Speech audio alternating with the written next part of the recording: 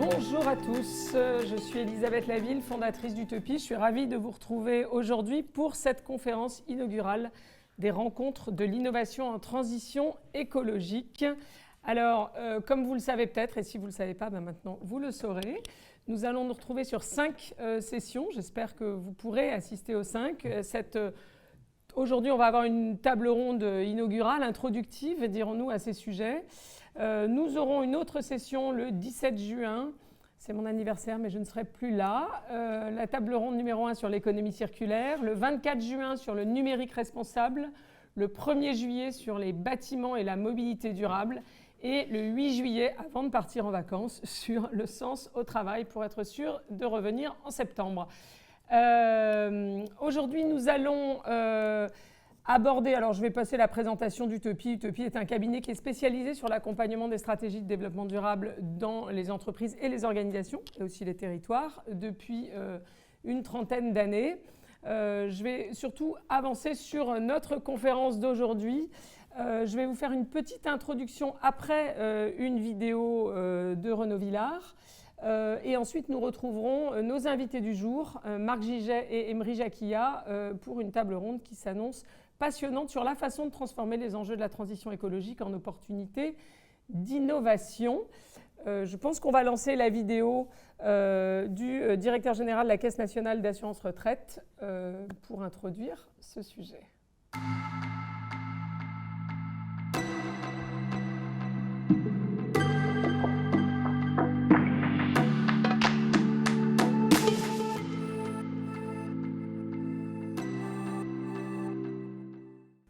Ce n'est pas un sujet, c'est un sujet majeur. Un sujet majeur d'abord inscrit dans une dynamique de longue date. On ne découvre pas cet enjeu, mais je pense que les années à venir vont nous conduire nécessairement à accélérer, nécessairement à nous inscrire volontairement dans une démarche de service public éco-responsable. Et ça va évidemment concerner l'ensemble de nos activités. Le fait d'être service public nous met encore plus en responsabilité. En responsabilité sur nos 4,5 millions de mètres carrés.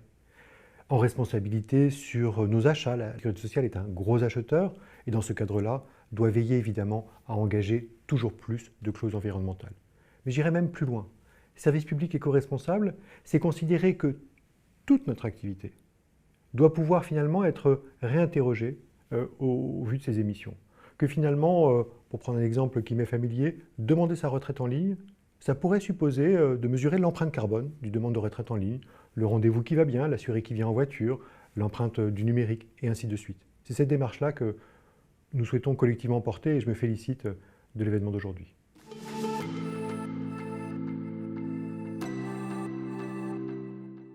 Alors je pense que les freins, ce sont les freins qui nous concernent tous finalement. C'est les freins liés à l'instabilité des temps, à l'incertitude sur les normes, à l'instabilité géopolitique qui fait que nos factures énergétiques s'envolent. Ce sont tous ces enjeux évidemment qui viennent percuter la sécurité sociale comme elle percute évidemment tout le corps social. Après, face à cela, nous avons, je crois, d'énormes atouts, des atouts territoriaux. Nous sommes présents dans tous les territoires avec en plus une approche partenariat, une approche très impliquée dans les territoires qui, je pense, sont une force dans cette dynamique. Deuxième atout, c'est, je pense, la formidable agilité de la sécurité sociale. On dit souvent que la sécurité sociale est une vieille maison. C'est une vieille dame, mais c'est une vieille dame redoutablement adaptative. Elle a su encore le montrer pendant la crise sanitaire. Et puis enfin, troisième atout, c'est l'hybridation du travail. Alors, c'est presque le sujet à la mode du moment, mais cette mode est une réalité à la sécurité sociale. Je crois qu'on ne doit pas être loin de 80% de nos collaborateurs en télétravail, et je crois qu'on est en train de réussir cette hybridation, et donc pas uniquement de modifier le contrat de travail, mais de modifier les pratiques même du travail, avec un impact majeur, évidemment, sur l'empreinte environnementale de nos activités, puisqu'on sait que les déplacements domicile-travail sont un facteur majeur d'émissions de gaz à effet de serre.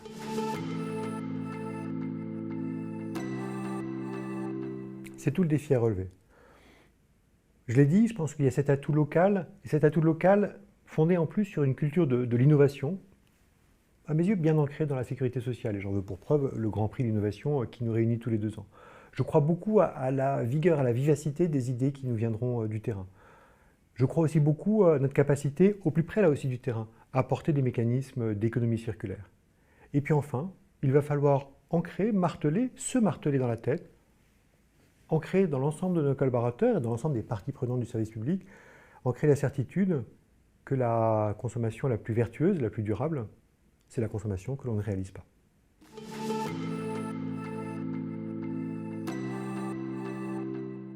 Alors le premier point, même s'il faut évidemment faire savoir ce que l'on fait, nous devons d'abord résolument agir et par certains côtés parler le moins possible. Je pense que vraiment la sécurité sociale a en horreur une démarche qui serait du greenwashing, de la labellisation facile, du faisons savoir plutôt que faisons. Malgré tout, les enjeux de communication sont essentiels. Pourquoi ? Parce que sur un sujet comme celui-ci, il faut à la fois responsabiliser l'individu et mettre sous tension le collectif, sous tension saine, sous tension pour avancer. L'individu parce que le collaborateur qui laisse sa fenêtre grande ouverte alors que les bureaux sont chauffés, ce collaborateur-là évidemment ne participe pas à cette dimension. Mais en même temps, on ne peut pas tout faire reposer sur une forme de responsabilisation ou même de, pire encore, de culpabilisation des individus. Et c'est pour ça que je crois beaucoup à la force apprenante, à la force du collectif et à la mise en responsabilité du collectif. Et puis enfin, dans une démarche qui ne concerne pas uniquement d'ailleurs la responsabilité environnementale, je crois beaucoup à l'association des parties prenantes, à cette démarche RSO, une RSO qui finalement revient à se rappeler sans cesse que le service public est fait par des agents, pour des usagers, pour des assurés, pour des bénéficiaires. Et que cette approche par, pour, ensemble, vers un public, c'est une démarche que l'on pourra transposer dans cet immense défi que nous saurons relever.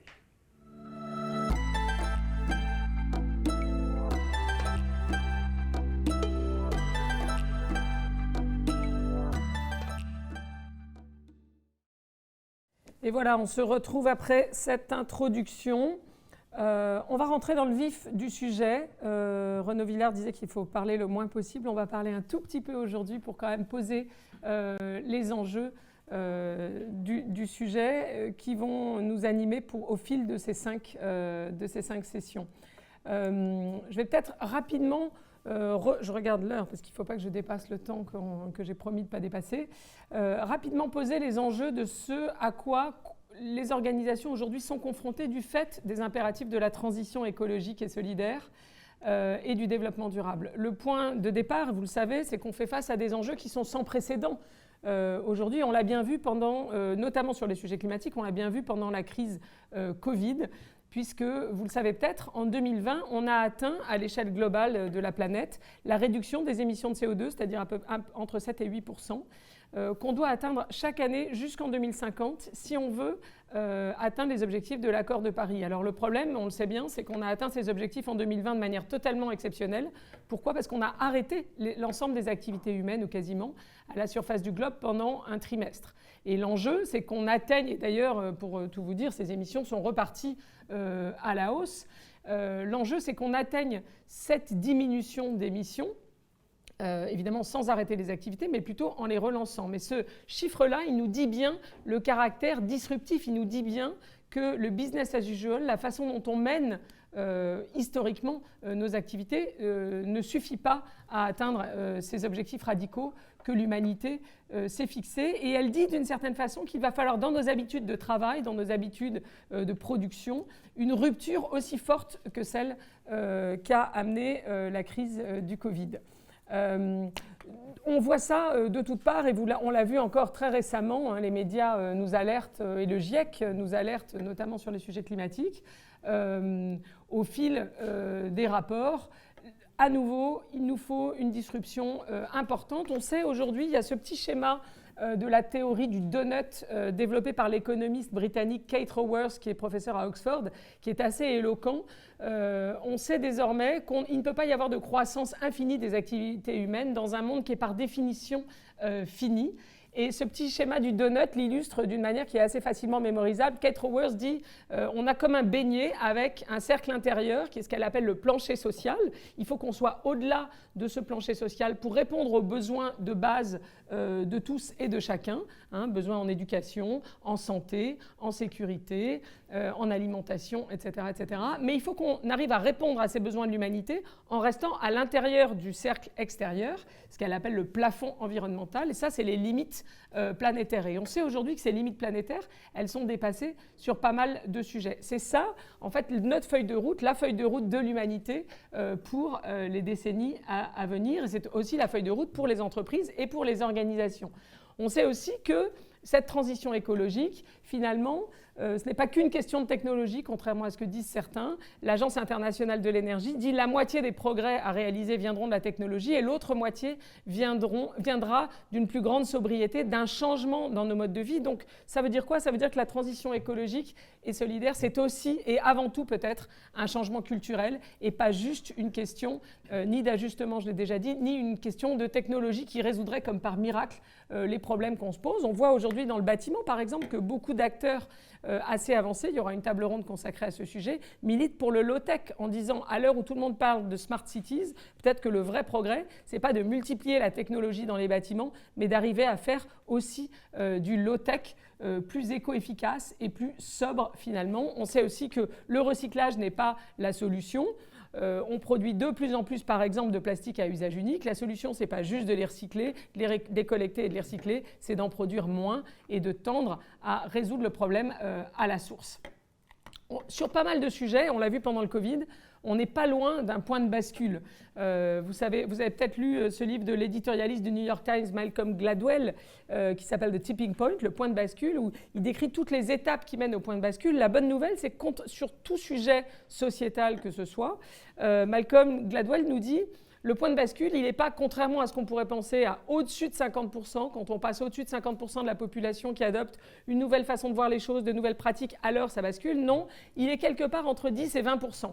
Et sur beaucoup de sujets, aujourd'hui, on a atteint 10 à 20%, sans doute, des chefs d'entreprise qui ont réfléchi à leur raison d'être et qui essaient de l'intégrer à leur activité. 10 à 20% des consommateurs qui se mettent à consommer du vrac, à manger moins de viande, voire plus du tout, etc., etc. Donc on n'est pas loin sur beaucoup de sujets, d'autant plus que les gens qui ont travaillé sur ces sujets du point de bascule disent en général pour entériner un point de bascule sur quelque sujet que ce soit, il faut une crise. Et là, j'ai envie de dire des crises, on en a quelques-unes qui sans doute auront entériné des points de bascule sur la mobilité douce, sur le télétravail, Renaud Villard l'évoquait tout à l'heure, etc. Donc la crise du Covid aura accéléré tout ça. On a vu clairement sur la question de l'utilité sociale ou sociétale des activités humaines, on a vu beaucoup cette question se poser pendant le Covid. Qu'est-ce qu'une activité essentielle à la société, utile à la société? Alors certaines sont restées ouvertes, d'autres ont fermé, mais tout le monde, du coup, s'est interrogé davantage. La loi Pacte avec la société à mission avait déjà lancé ce débat en 2019. Beaucoup d'entreprises, la moitié d'entre elles en France, disaient à la sortie du Covid qu'elles s'étaient interrogées ou qu'elles allaient s'interroger sur leur raison d'être pour reformuler leur contribution à la société. Donc on a vraiment, d'une certaine façon, une chance historique avec cette crise du Covid et la crise de l'Ukraine qui suit, parce que ça remet en cause un certain nombre de choses qu'on n'aurait sans doute pas remis en cause. Nous, on a chez Utopie beaucoup de clients qui nous disaient « Ah mais nous, c'est pas du tout possible de mettre 100% de nos salariés en télétravail, vous vous rendez pas compte ?» Bon, mais en fait, tout le monde l'a fait et aucune activité ne s'est arrêtée de ce point de vue-là. Donc la crise est aussi une chance. Du point de vue des organisations et des entreprises et de la RSE, c'est une chance parce qu'on bascule d'une certaine façon dans ce que nous on appelle la révolution de l'impact positif. On le voit avec beaucoup, la loi Pacte, j'en parlais, l'émergence du label B Corp, beaucoup de signes, l'arrivée de la société à mission, etc. Beaucoup de signes qui disent aujourd'hui on ne peut plus se contenter d'être sur ce on appellerait en anglais du less bad, la minimisation des impacts négatifs de l'activité de l'entreprise, du point de vue des émissions de CO2, de tout point de vue d'ailleurs, du point de vue social ou environnemental, la minimisation des impacts C'est évidemment nécessaire, mais ça ne suffit plus. Et il y a eu, dans l'évolution des stratégies des entreprises, des organisations, sur la RSE, la RSO, quelle que soit la façon dont on l'appelle, une évolution. On va dire que dans les années 80, c'était en général très en marge de l'activité, du mécénat, de la philanthropie, du bénévolat des salariés, etc. Puis, après le sommet de la Terre à Rio en 92, on est entré dans l'ère de ce qu'on appelle la RSE, qui consiste surtout à réduire les impacts négatifs de l'activité, mais au fond, sans changer vraiment l'activité. Et on rentre aujourd'hui dans ce que nous, on appelle la RSE 2.0, qui est une phase où, évidemment, on continue à minimiser les impacts négatifs de l'activité, mais on va chercher la contribution positive. C'est les questions que nous posent les sujets de raison d'être, les sujets d'entreprise à mission, les interrogations qui ont surgi pendant la crise Covid. Et cette RSE 2.0, cette quête de l'impact positif, elle est articulée notamment autour du sujet de la raison d'être, de la mission, du purpose, quelle que soit la façon dont on l'appelle, et autour aussi de ce dont on va parler avec nos invités tout à l'heure, de la façon dont tout ça s'incarne dans l'offre, dans les activités, dans la stratégie d'innovation, pas à la marge sur une ou deux initiatives, une ou deux gammes de produits, mais de manière large sur l'ensemble de ce que fait l'entreprise ou l'organisation. Avoir bien en tête aussi que cette innovation positive, cette innovation alignée avec la mission, la raison d'être, elle n'est pas uniquement environnementale. J'ai beaucoup parlé de la crise climatique parce que là, on a les chiffres et ils sont assez marquants. Ils nous enseignent des choses, mais ces enseignements sont sans doute valables et généralisables aussi pour les sujets sociaux et sociétaux. Donc l'innovation positive, elle n'est pas uniquement environnementale, elle peut aussi être sociale, sociétale. Il y a eu beaucoup dans les manifestations autour du climat, beaucoup de débats autour de fin du monde, fin du mois, c'est la même chose. On sait aujourd'hui d'ailleurs que l'impact environnemental, c'est plutôt le fait évidemment des plus riches que des plus pauvres qui ne prennent pas l'avion, qui ne mettent pas la clim chez eux, etc. Alors qu'on a longtemps dit, l'écologie, c'est un truc de bobo. On sait aujourd'hui que cette idée-là, elle est clairement battue en brèche. Et probablement qu'il y a une interdépendance et une convergence très forte entre les problématiques sociales et les problématiques environnementales. Tout le débat autour des inégalités environnementales, de la justice environnementale est très intéressant à cet égard. Je n'ai pas le temps de le développer là. On sait aussi que l'innovation, elle existe au-delà de l'offre, dans la façon de résoudre les problèmes. Je vous ai mis deux initiatives dans la santé ici que j'aime beaucoup. Buurtzorg aux Pays-Bas, qui est une initiative qui a révolutionné et qui a pris 80% du marché des soins infirmiers en révolutionnant l'approche historique qui était très centralisée et en pariant plutôt sur des petites équipes d'infirmières qui desservent des quartiers et qui non seulement connaissent les patients, mais impliquent les familles, impliquent les proches, etc., avec des résultats spectaculaires sur la diminution du taux d'hospitalisation, l'augmentation de la satisfaction, etc. Et puis, une autre initiative qui est en France, pour le coup, que je trouve vraiment très intéressante, c'est l'Université des patients, qui a été créée par la Sorbonne pour dire aux malades, finalement, votre expérience de malade, elle est utile pour l'écosystème de la santé, y compris les organisations, les labos, etc., les acteurs de santé, pour nous aider à être plus efficaces globalement dans la façon... votre expérience, c'est une expertise et il faut la mobiliser au service des acteurs. Une autre approche différente, c'est celle de Novo Nordisk, le leader danois du diabète, leader mondial, mais entreprise danoise, qui, aujourd'hui, pour résoudre le diabète, monte des programmes avec des écosystèmes d'acteurs dans les villes en disant, si on veut résoudre le problème du diabète demain, il va falloir évidemment des médicaments, ça on y travaille, mais il va falloir aussi une révolution des modes de vie, un peu comme sur le développement durable, et de travailler dans les villes avec les acteurs du sport, les acteurs de l'alimentation, etc., en disant demain il faudra que les gens bougent autrement, mangent autrement pour qu'on arrive à surmonter le défi de l'épidémie mondiale de diabète. Donc il y a vraiment aussi l'innovation, c'est pas qu'une offre ou un produit, c'est aussi une révolution dans la façon de penser les choses. Et évidemment, ces approches-là ne valent pas que pour les entreprises privées. On a aujourd'hui des quartiers, des villes, Paris La Défense, des entreprises publiques, La Poste, des écoles de commerce, des mutuelles et même des secteurs, le secteur des maisons de retraite qui est très chahuté comme vous le savez, qui s'engagent à devenir secteur à mission en disant ce sujet, cette approche-là consistant à remettre une mission d'utilité sociétale au cœur de notre ADN et puis à la faire vivre, à l'incarner au quotidien dans des engagements très concrets, des objectifs, des indicateurs mesurables et surtout une offre visiblement différente pour les salariés et pour les clients. C'est une façon, ou pour les bénéficiaires, selon la façon dont on appelle ses clients. C'est une façon de faire vivre ça. On a aussi des ONG. Là, je vous avais mis le rapport RSO de Surfrider Foundation, une ONG environnementale. Ce n'est pas parce qu'on est une ONG environnementale qu'on fait forcément tout bien de ce point de vue-là. Et il y a un autre organisme que j'aime bien qui est l'ADAPEI 44, qui est une association qui aide les handicapés et leurs familles, qui a aussi une politique RSO très très exigeante. Donc cette approche n'est absolument pas réservée aux entreprises privées. Évidemment, elle doit être adaptée et on va en parler avec nos invités. Dans tous les cas, le point commun, c'est qu'on n'atteint pas des résultats bons par hasard. Plus on s'organise, on structure, on met ça au cœur de la stratégie, on mesure, mieux on se porte. Et c'est ce qui se passe dans les entreprises comme dans les associations, les organisations, les ONG, le service public, toutes les organisations qui s'attellent à faire progresser cette démarche autour de leur raison d'être, de leur mission, et aussi l'incarnation de tout ça dans l'innovation.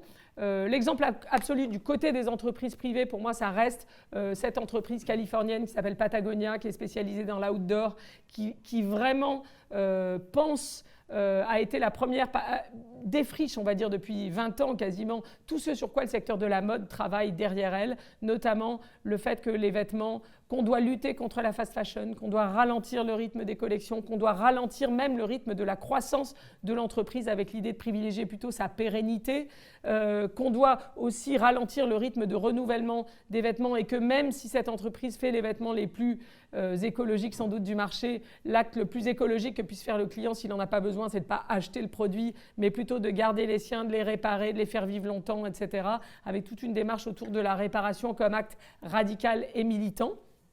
Bref, il y a beaucoup d'inspiration à trouver, y compris dans des secteurs qui sont très très différents des vôtres, évidemment. Petit point conclusif pour dire que tout ça correspond aux attentes des jeunes générations. Vous avez là par génération, vous voyez que c'est 87% chez la génération Z qui est née après les années 2000, mais c'est quand même 63% chez les baby boomers, de gens qui attendent des entreprises et des organisations plus que des produits ou services, c'est-à-dire des engagements et des contenus qui sont utiles à la société. Et ça, c'est vrai dans tous les pays. Une étude de Havas qui est menée depuis quelques années dit qu'à partir de 2018, on a en gros 80% des gens dans quasiment tous les pays qui attendent ça des entreprises, des organisations, qu'elles se dotent d'une mission d'utilité sociétale et qu'elles s'engagent activement, non pas juste à diminuer l'impact de leurs propres activités, mais à résoudre des problèmes sociaux et environnementaux. Accessoirement, c'est aussi bon pour les entreprises en termes de marque employeur, puisque ces jeunes et ces consommateurs citoyens, ce sont aussi les salariés des entreprises ou des organisations. Et on voit aujourd'hui sur un certain nombre d'indicateurs, et pas que chez les jeunes, qu'une entreprise qui est organisée autour d'une stratégie RSE-RSO assez ambitieuse a des meilleurs scores aussi sur de la satisfaction des salariés. En gros, pour le dire, vous aurez les slides. Là, vous avez l'épanouissement des collaborateurs, adhésion aux valeurs, à la culture, pérennité dans l'entreprise, fierté de l'entreprise, etc. Et dernier item qui intéressera nos invités, les collaborateurs considèrent l'entreprise comme innovante. Ils le font plus dans une entreprise qui est organisée avec une stratégie RSE-RSO ambitieuse que dans une entreprise ou une organisation qui ne l'est pas. Voilà, en résumé, les facteurs clés de succès de mon point de vue de cette approche, c'est des objectifs radicaux qui intègrent développement durable et business, et c'est encore plus, ou en tout cas développement durable, transition écologique et solidaire et essence de l'activité, c'est encore plus vrai pour une organisation comme la vôtre qui a, j'allais dire, l'intérêt général chevillé au corps, parce qu'il faut se garder quand même de ce que moi j'appelle le syndrome Obélix. Nous, on a travaillé pas mal dans le logement social. Le syndrome Obélix, vous savez, ça consisterait à dire non mais tout ça c'est pour les entreprises privées parce que nous c'est tellement l'essence de ce qu'on fait. Oui, mais ça n'empêche pas de le mesurer, de le vérifier, de voir comment on pourrait le faire mieux et plus demain. Donc des objectifs radicaux, des engagements qui sont généralisés dans toute l'activité versus quelques initiatives ou quelques projets ponctuels emblématiques, de l'innovation disruptive, on va en reparler avec nos invités tout de suite, dans l'offre, dans l'activité, dans le modèle économique, dans l'organisation, un niveau élevé de responsabilité et de transparence. On sait aujourd'hui que plus personne n'attend d'une organisation qu'elle soit parfaite, on attend surtout qu'elle soit honnête et qu'elle dise là, voilà les objectifs que je me fixe, là j'y arrive et là par contre je n'y arrive pas et voilà ce que je mets en place pour faire mieux demain. Un engagement global qui soit traduit dans des actions locales. Renaud Villard en parlait aussi tout à l'heure, de l'importance d'être à la fois sur les enjeux globaux, mais incarner ça dans de l'action locale. Et je le disais tout à l'heure, un profond changement de culture, au fond, qui embarque l'ensemble des parties prenantes. Voilà, petite citation de conclusion, et je pense que c'est beaucoup ce dont il est question sur les sujets dont on va parler aujourd'hui. Un optimiste voit l'opportunité dans chaque difficulté, un pessimiste, c'est le contraire, voit les difficultés donc dans les opportunités. Citation de Churchill, beaucoup de gens voient dans la transition écologique et solidaire une accumulation de difficultés à surmonter. On peut aussi y voir des opportunités d'innover. C'est ce dont on va parler tout de suite avec nos invités que voici et que je présente rapidement. Marc Giget, membre de l'Académie des technologies, président fondateur du Club de Paris des directeurs de l'innovation, fondateur animateur des Mardis de l'innovation. Merci Marc d'être avec nous. Et Emery Jacquilla, PDG de la Camif, une entreprise d'ameublement made in France, engagée et très innovante, on va y revenir. Et tu es aussi président de la communauté des entreprises à mission. Merci à tous les deux d'être là aujourd'hui avec nous. Première question pour vous. J'ai parlé un peu des tendances autour de la raison d'être, de la mission, etc., de la redéfinition de la raison d'être au service de l'intérêt général, du pont entre les activités des entreprises ou des organisations a fortiori publiques et l'intérêt général. J'ai dit aussi que cette mission, cette raison d'être, elle doit être incarnée au quotidien des activités, évidemment, idéalement de manière mesurable. Sinon, on pourrait presque parler de mission washing, purpose washing, raison d'être washing. Quel pont faites-vous, peut-être Marc, pour commencer, entre cette contribution à l'intérêt collectif des entreprises, des organisations, le sujet de transition écologique et solidaire, et le sujet de l'innovation dans l'organisation ou dans l'offre? Oui. Alors là, sur l'aspect mission et objectifs fondamentaux, il y a une grande différence quand même entre un grand service public, qui a une référence, qui a une histoire, qui a un modèle reconnu dans le monde entier, un des 3 pays au monde qui dépense le plus au niveau social, donc, et il y a des gens qui gèrent ça. Nous, dans nos relations internationales, en discutant avec les pays émergents comme les Indiens, les Brésiliens et tout, ils considèrent qu'il n'y a d'innovation que de service public. En ce sens que mettre de la high-tech dans un produit, un iPhone qui va coûter 1800 balles et qui sera accessible à 15, 18, 20, 25% de la population, après ça s'arrête, c'est pas trop difficile. Les gens qui ont les moyens auront le dernier état de la technologie, si tu veux. Là, il y a un engagement pour tous qui est inclusif, c'est-à-dire c'est aussi pour les enfants, les vieux, les malades, les handicapés, les gens qui sont à la campagne et qui n'ont pas les moyens de se déplacer, les gens qui ont Alzheimer, les gens qui sont au chômage, les gens qui sont les blessés de la vie. Ça met la barre très haut. Parce que inclusif, ça veut dire tous ces gens-là, pour des choses les plus fondamentales. Et justement, les Indiens nous aident, on est admiratifs. Quand vous aviez Milo dans les campagnes en France, c'était toutes les maisons, pas 2 maisons sur 3. Lui, il ne peut pas payer, c'était tout le monde. Pareil pour l'électricité, pareil pour l'éducation, pour tous. On en est loin parce qu'on a des enfants qui travaillent. Et donc, on est porteur d'une mission, pour le coup, parce que mission, normalement, elle est donnée par un organisme. C'est Dieu qui vous donne une mission. Là, d'un pays qui vous dit, c'est à vous à faire qu'il y ait une sécurité sociale, et tout est là-dedans, que les gens, dans leur vie, aient une sécurité supérieure. Et c'est ce qu'on appelle dans le monde des innovations triple A. A, ça veut dire available, affordable, accessible, ce qui veut dire accessible, abordable, disponible, réellement, pour tous. C'est aussi ce qui fait l'intérêt, tu me parlais des étudiants. Je le vois, nous, à la Sorbonne, les étudiants, ils sont effectivement très motivés par l'utilité qu'ils peuvent avoir dans une structure. Ils redécouvrent l'intérêt social. Pas toujours directement vers un service public. Ils pensent plutôt association, développement économique solidaire, etc. Et il y a des faux gens qui font du social. Là, c'est un peu passé, mais on a eu toute la période qu'on appelait les entreprises du partage. Mais Uber, il ne partage rien du tout. Il pique 25% au chauffeur, alors que le coût de son service est inférieur à 5% du logiciel. Le vrai partage, il n'est pas là. Donc, il faut aussi défendre le fait d'être innovant dans le service rendu à l'intégrité de la population. Et on a un renouveau de l'intérêt pour le secteur public. Alors après, quand ils voient les salaires, les difficultés, ça les calme un tout petit peu. Mais réel, en disant, là, c'est une vraie utilité sociale, elle n'est pas remise en cause. Après, les entreprises qui se disent, moi, je suis social, etc., bon, ils l'ont décidé eux-mêmes, mais ce n'est pas tout à fait vrai. Et donc, cet aspect-là d'avoir une approche, déjà, en plus qu'on dit holistique, c'est-à-dire dans la globalité, les gens, ils veulent en fait, ils ne demandent pas d'innovation ça on a analysé. Nouveau, oui, mais oui, si c'est mieux. Hein, ils veulent mieux, ils ne veulent pas. Un nouvel impôt, c'est une innovation. Une nouvelle banque, c'est une innovation. C'est nouveau. Eux, ils veulent du progrès social, médical, progrès général, mieux. C'est juste ça qu'ils demandent.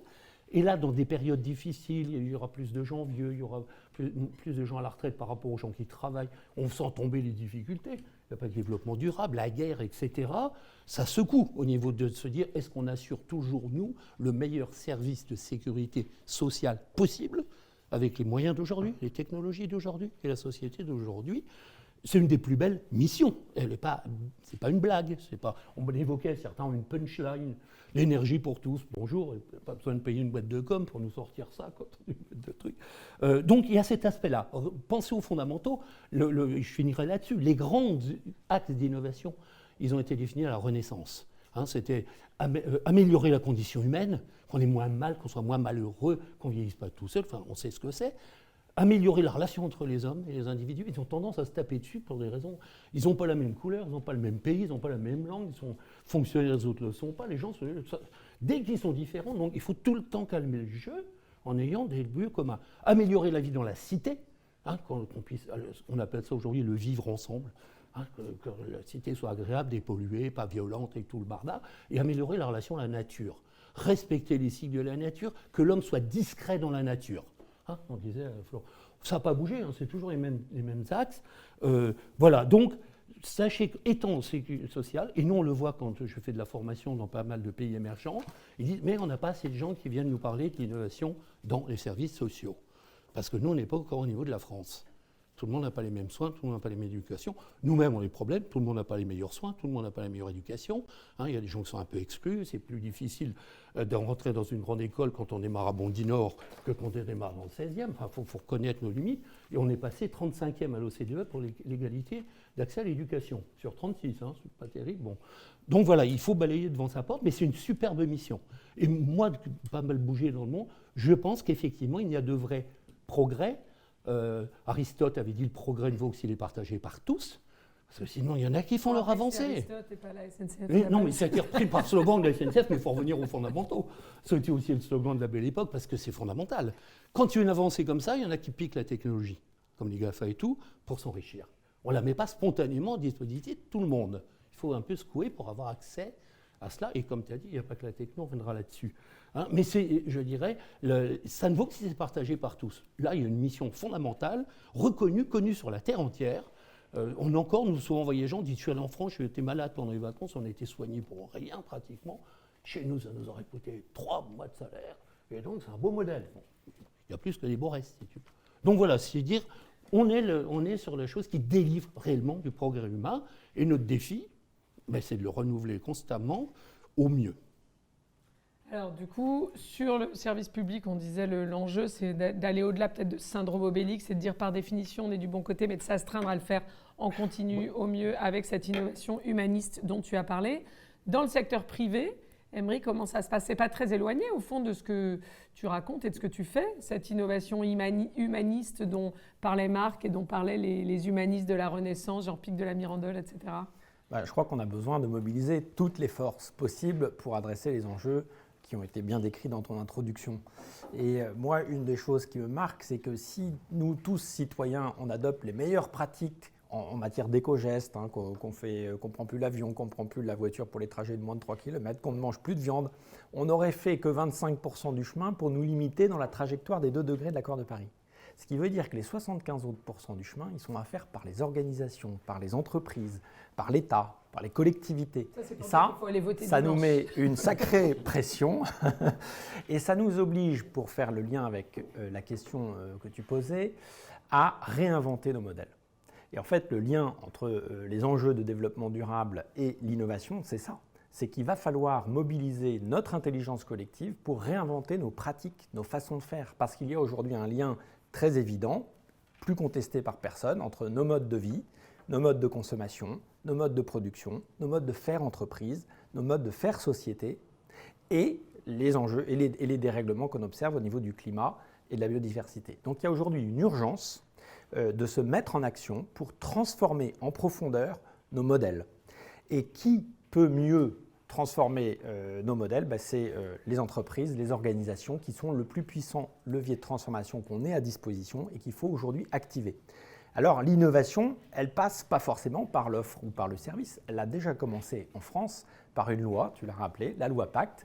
Et c'est une innovation parce qu'elle offre, cette loi, un cadre très structurant aux dirigeants, aux leaders qui veulent rendre leur entreprise plus contributive et passer de la simple responsabilité qui est insuffisante aujourd'hui pour adresser les enjeux qu'on a, à la contribution positive à cette transformation de la société qu'on doit mener au service du bien commun. Et ce cadre qui est très structurant, il passe par une première étape qui est en fond assez fondamentale, assez essentielle et qu'on a un peu eu tendance à oublier, c'est à quoi on sert, en quoi on est vraiment utile. Pourquoi on existe en tant qu'organisation. Et se reposer cette question et réinviter, réinterroger l'ensemble des parties prenantes qui font le projet collectif qu'est l'entreprise, les clients, les fournisseurs, les partenaires clés, les collaborateurs, les actionnaires, le territoire, c'est les réengager finalement dans le projet collectif qu'est l'entreprise, c'est redonne du sens à l'entreprise. Une fois qu'on a fait ça, qu'on a posé ça, alors ce n'est pas une claim, ce n'est pas un truc marketing. Pour Camif, ça a été 2 ans et demi de travail pour définir la raison d'être qui tient en 2 phrases. Alors vous voyez, ce n'est pas très efficace, mais proposer des produits et des services dans la maison, puisque c'est le métier historique de Camif, au service de l'homme et de la planète, et mobiliser tout notre écosystème pour imaginer les nouveaux modèles de consommation, de production et d'organisation. Ces 2 phrases qui ont mis beaucoup de temps à émerger ont été le fruit d'une consultation collective et le chemin transforme. Déjà, en se posant cette question du sens de notre organisation, on commence à déjà se mettre sur le chemin de la transformation. Mais ensuite, la vraie transformation, elle arrive quand nous, en 2017, on inscrit cette mission dans nos statuts et qu'on la traduit en objectifs sociaux, environnementaux. Aujourd'hui, on en a 5. Informer, sensibiliser sur la consommation responsable, ce qui nous conduit très loin. Dès l'inscription des statuts, je convoque mes actionnaires en leur disant que dans 2 semaines, on va fermer le site camif.fr. Ils me regardent avec des grands yeux. Ben oui, parce qu'on va boycotter le Black Friday. Voilà, parce qu'on ne peut pas défendre la consommation responsable, qui est au cœur de notre mission, et en même temps faire le Black Friday. Voilà, et donc on devient la marque préférée des Français sur son engagement consommation responsable pour justement développer un nouveau modèle de sobriété heureuse où on peut consommer moins, mais consommer mieux. Et donc se poser peut-être davantage de questions. Voilà. Et c'est là où l'entreprise peut accélérer la transformation des modes de consommation et qu'elle est vraiment utile pour la société. Donc cette transformation et l'innovation, elle est centrale parce qu'aujourd'hui, on ne peut plus faire comme avant, on ne peut pas utiliser les vieilles recettes, il faut qu'on réinvente nos pratiques. Et il y a ce cadre aujourd'hui en France qui est la société à mission, qui est adopté aujourd'hui par 650 sociétés de toute taille, de tout secteur, de tout type d'activité, et qui est même aujourd'hui utilisé par des entreprises qui ont quelque part une mission de service public, des éco-organismes, je prends de Citeo, ou des mutuelles comme la Maïf, des grandes entreprises comme la Banque Postale, mais aussi par beaucoup de PME qui disent mais ce modèle il est très structurant parce qu'on définit notre raison d'être, nos objectifs sociaux et environnementaux, on remet au centre de l'entreprise et finalement comme but ultime de l'entreprise une mission qui contribue positivement à la société, donc ça réengage, c'est un levier d'engagement très fort. C'est un levier d'innovation qui va nous inviter à revoir entièrement notre offre et au service du bien commun, mais aussi au service de la performance économique. Parce que l'entreprise, c'est un acteur qui doit, pour pérenniser, pour être pérenne, gagner de l'argent. Et donc c'est là où c'est intéressant. C'est parce qu'aujourd'hui, il y a cette attente très forte des citoyens, des consommateurs, de nos propres collaborateurs, tout ça c'est la même personne, sur l'engagement de l'entreprise. Il y a ce lien entre performance économique, sociale, environnementale et impact positif. Et c'est ça qui fait qu'il y a un mouvement et un moment qui est très favorable et qui va nous conduire à réinventer entièrement notre économie parce que transformer l'entreprise, c'est transformer la société. Ça, c'est la baseline de la communauté des entreprises à mission qu'on a cofondée en 2018, convaincu que ce modèle est très structurant, très riche. J'aimerais qu'on prenne peut-être des exemples à la fois chez toi et puis Marc en aura, j'imagine, d'autres organisations, y compris dans le service public. Comment on fait concrètement ? Ça donne quoi, concrètement, des initiatives ou des projets d'innovation pour réconcilier la transition écologique et la création d'emplois, la sobriété et le progrès humaniste dont parlait Marc? Comment on fait croître ce qu'on voudrait voir croître, c'est-à-dire l'emploi, le respect de l'environnement, la santé, le bien-être, etc. et tout en faisant décroître ce qu'on voudrait voir décroître, c'est-à-dire notamment les impacts environnementaux. Est-ce que tu peux nous donner des exemples de comment ça se traduit chez toi, et Marc nous donnera peut-être des exemples dans les services publics? Très concrètement, quand en 2017, on inscrit nos 5 objectifs de mission dans nos statuts, et le troisième, c'est de faire de l'économie circulaire notre standard, ça nous oblige à revoir entièrement les 20 000 références du catalogue CAMIF et de se reposer la question de comment sont fabriqués les produits. Qu'est-ce qu'il y a à l'intérieur? Comment on peut faire moins et mieux, et comment on peut rendre ces produits recyclables, etc. Et donc là, on lance un projet parce qu'on se dit on ne va pas, malgré toute la bonne volonté des 125 fabricants français avec lesquels travaille CAMIF dans l'équipement de la maison, on ne va pas attendre qu'eux fassent de l'économie circulaire, il va falloir qu'on le fasse nous-mêmes. Et donc on lance un CAMIFathon. Alors ça a duré 3 jours, on a réuni des experts de l'économie circulaire, des designers, des fabricants, des consommateurs pour imaginer des nouveaux produits, des nouveaux services dans cette logique de l'économie circulaire. Et on est sorti avec une quinzaine de projets qu'on a sortis au bout de 9 mois, qu'on a accompagnés, et on a lancé une révolution à l'intérieur de l'entreprise, parce qu'on est en train de changer de métier. On est en train de passer du métier de distributeur, qui était le métier historique de CAMIF, à un métier d'éditeur où on développe nos propres collections sous la marque CAMIF, CAMIF Édition, où ces produits sont très innovants sur le caractère économie circulaire. Un exemple, l'année dernière, alors c'était 4 ans de travail, le projet a démarré en 2017, il a abouti l'année dernière, on a sorti le premier matelas entièrement fabriqué à partir de vieux matelas recyclés. Cela constitue donc la première boucle d'économie circulaire au sein de la filière de la literie. Ce matelas Timothée, ça a été le fruit de 4 ans de travail, de collaboration avec des acteurs très divers, une start-up de l'économie circulaire qui faisait du recyclage de matelas en Ardèche, à Flaviac, un éco-organisme, un fabricant de matelas à Niort qui fait l'assemblage, une structure d'insertion qui fait le sommier, tout ça pour répondre à nos objectifs socio-environnementaux. Et ce produit-là, il arrive à être au bon prix et il répond tout à fait à la traduction, à la matérialisation de la mission au cœur de l'offre. Parce qu'en fait, c'est un produit qui crée une triple valeur, une valeur économique pour nous, ça protège nos marges, il est très différent de ce qu'on peut trouver sur toutes les marketplaces. Et nous, on est dans un secteur qui est hyper concurrentiel, le e-commerce, je ne fais pas de dessin, mais des très grands acteurs chinois et américains. Ça protège les marges de nos producteurs. Ça crée une valeur sociale. On a pu mesurer, grâce à une enquête Local Footprint, Utopie nous a aidé dans cette démarche-là, à mesurer que quand on crée un emploi à Niort, on en crée 14 en France. Cet effet multiplicateur de x14, il est énorme et il est complètement unique. Et enfin, une valeur environnementale. Là, on est en train de faire notre bilan carbone et on espère bien pouvoir scientifiquement mesurer la réduction de l'empreinte carbone d'un achat sur CAMIF par rapport à un achat ailleurs. On le sait déjà aujourd'hui, à peu près 8 fois moins de CO2 pour faire fabriquer un produit en France par rapport à un produit en Chine. Et comme nous, on fait 77% de Made in France. Et alors, après, tu as dit, il y a aussi des choses qu'il faut faire moins. Oui, il faut aussi savoir renoncer à un certain nombre d'activités. L'innovation, ce n'est pas uniquement des choses en plus, c'est aussi parfois des choses en moins. Et l'année dernière, on fait un renoncement très fort puisqu'on arrête tous les produits qu'on achetait encore en dehors d'Europe, qui représentaient 7,4% de notre offre. Et donc, c'est moins d'électroménager, moins de mobilier de jardin. Mais aujourd'hui, 100% de ce qu'on propose sur camif.fr sont des produits qui sont fabriqués en Europe parce que la dimension locale, elle est aussi inscrite dans notre mission. Dynamiser l'emploi sur les territoires, favoriser l'insertion. Et faire de l'économie circulaire, ça ne se fait pas avec des fabricants à l'autre bout de la planète parce que c'est mobiliser un écosystème qui est au niveau d'un territoire. Ça ne s'est pas traduit, je suppose, par une baisse équivalente du chiffre d'affaires? Eh bien non, et voilà, c'est ce que je disais à mes chefs de produits. Vous êtes un peu comme des exploitants forestiers, il faut savoir gérer une forêt durablement. Parfois, il faut couper des grands arbres parce que ça laisse de la lumière qui rentre dans la forêt et ça permet aux petites pousses de pousser plus vite. C'est une jolie métaphore. Marc, d'autres exemples peut-être dans les services publics ou ailleurs, de comment on fait concrètement pour résoudre ce...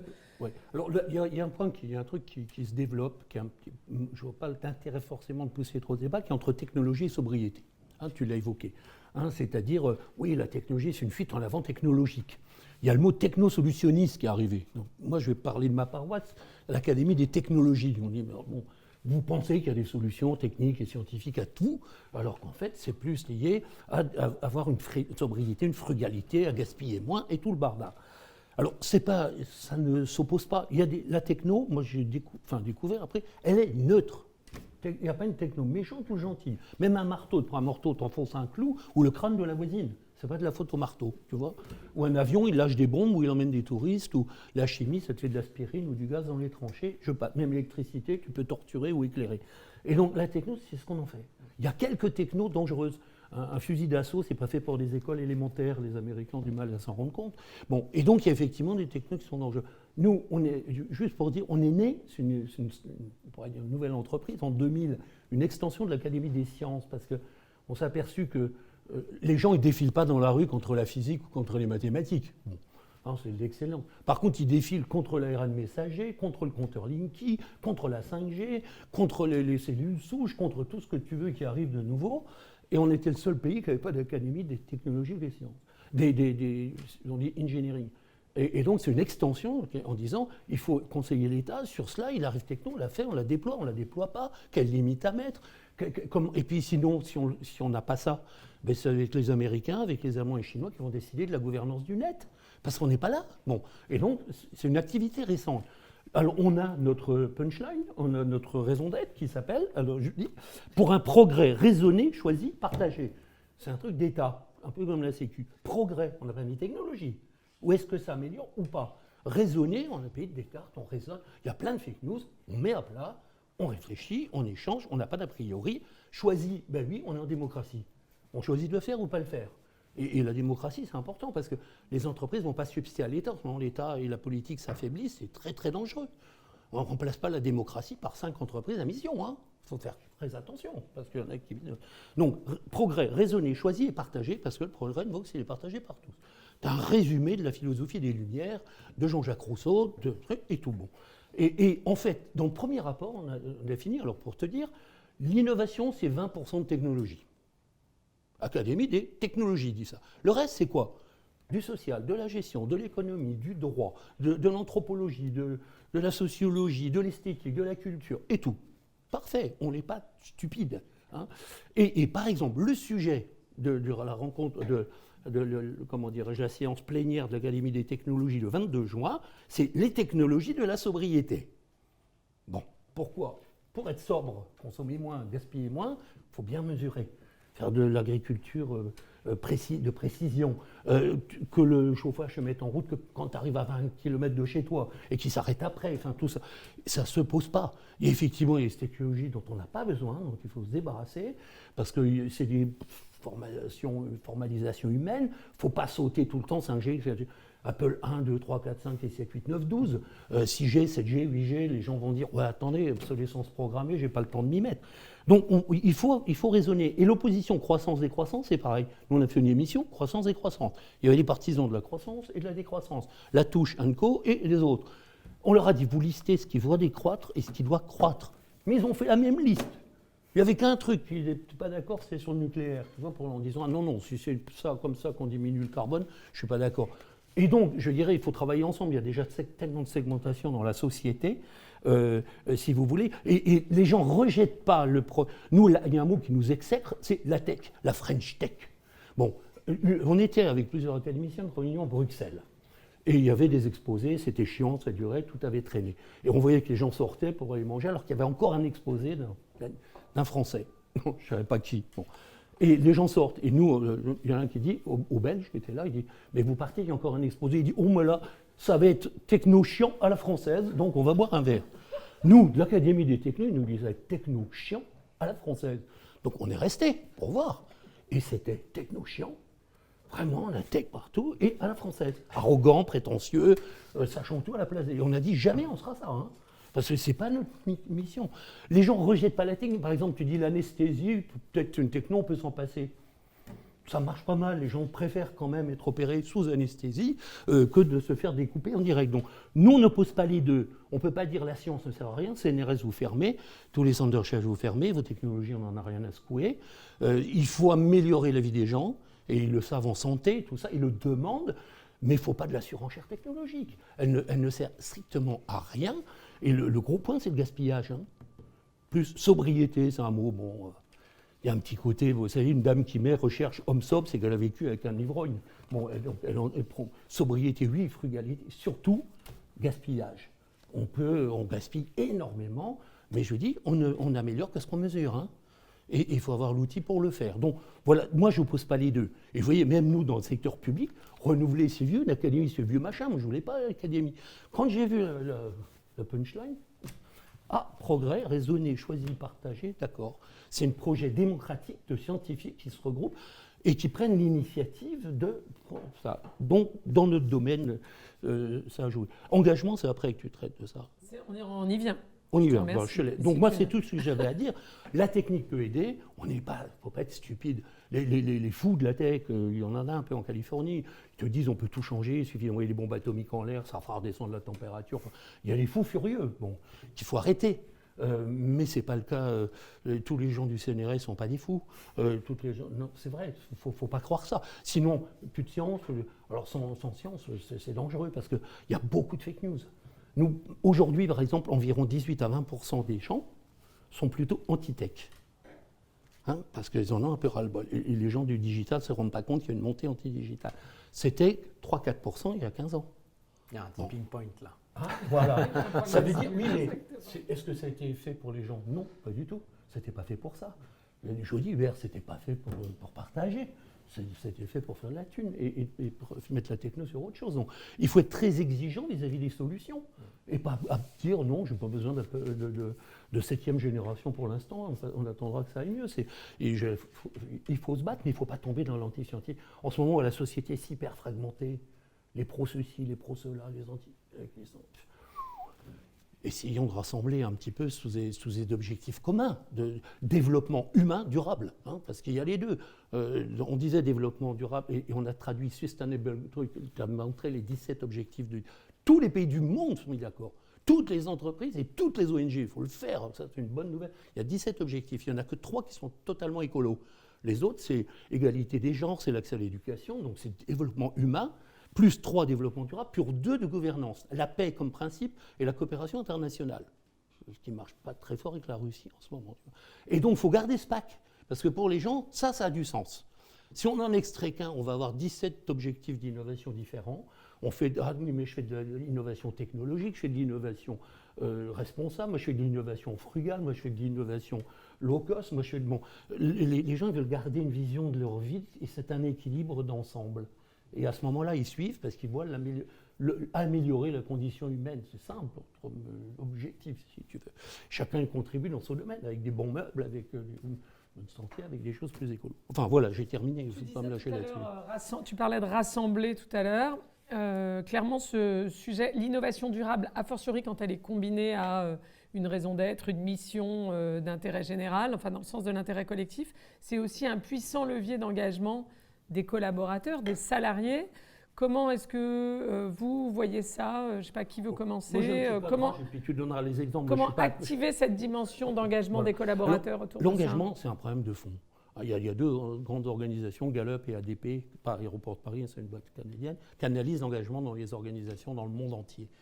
Et c'est bien fait, y compris administration, grande entreprise, petite, moyenne, même Asos. Il y a un désengagement général. C'est un problème de fond. On vous dit globalement dans le monde, les 65% des gens se disent désengagés. Tu as des boîtes comme Michelin, ils sont engagés à 92%. Tu vois. Désengagés, ça veut dire quoi? Ça veut dire, moi, je ne vois plus le lien d'être m'engager là-dedans, parce que ça viendra des GAFA, ça viendra des algorithmes, ça viendra des startups, ça viendra des Chinois, ça viendra de Chipaki. Et tout ça, nous, là-dedans, qu'est-ce qu'on va faire? Et mon rôle, là-dedans, je ne le vois pas. Et donc, je me désengage. Je pense qu'au RTT, au pont allongé, enfin, je ne suis pas un acteur efficace du chose. Et ils ont gardé ce qui motivait les gens en disant, faites attention, vous ne pouvez pas gérer une entreprise désengagée.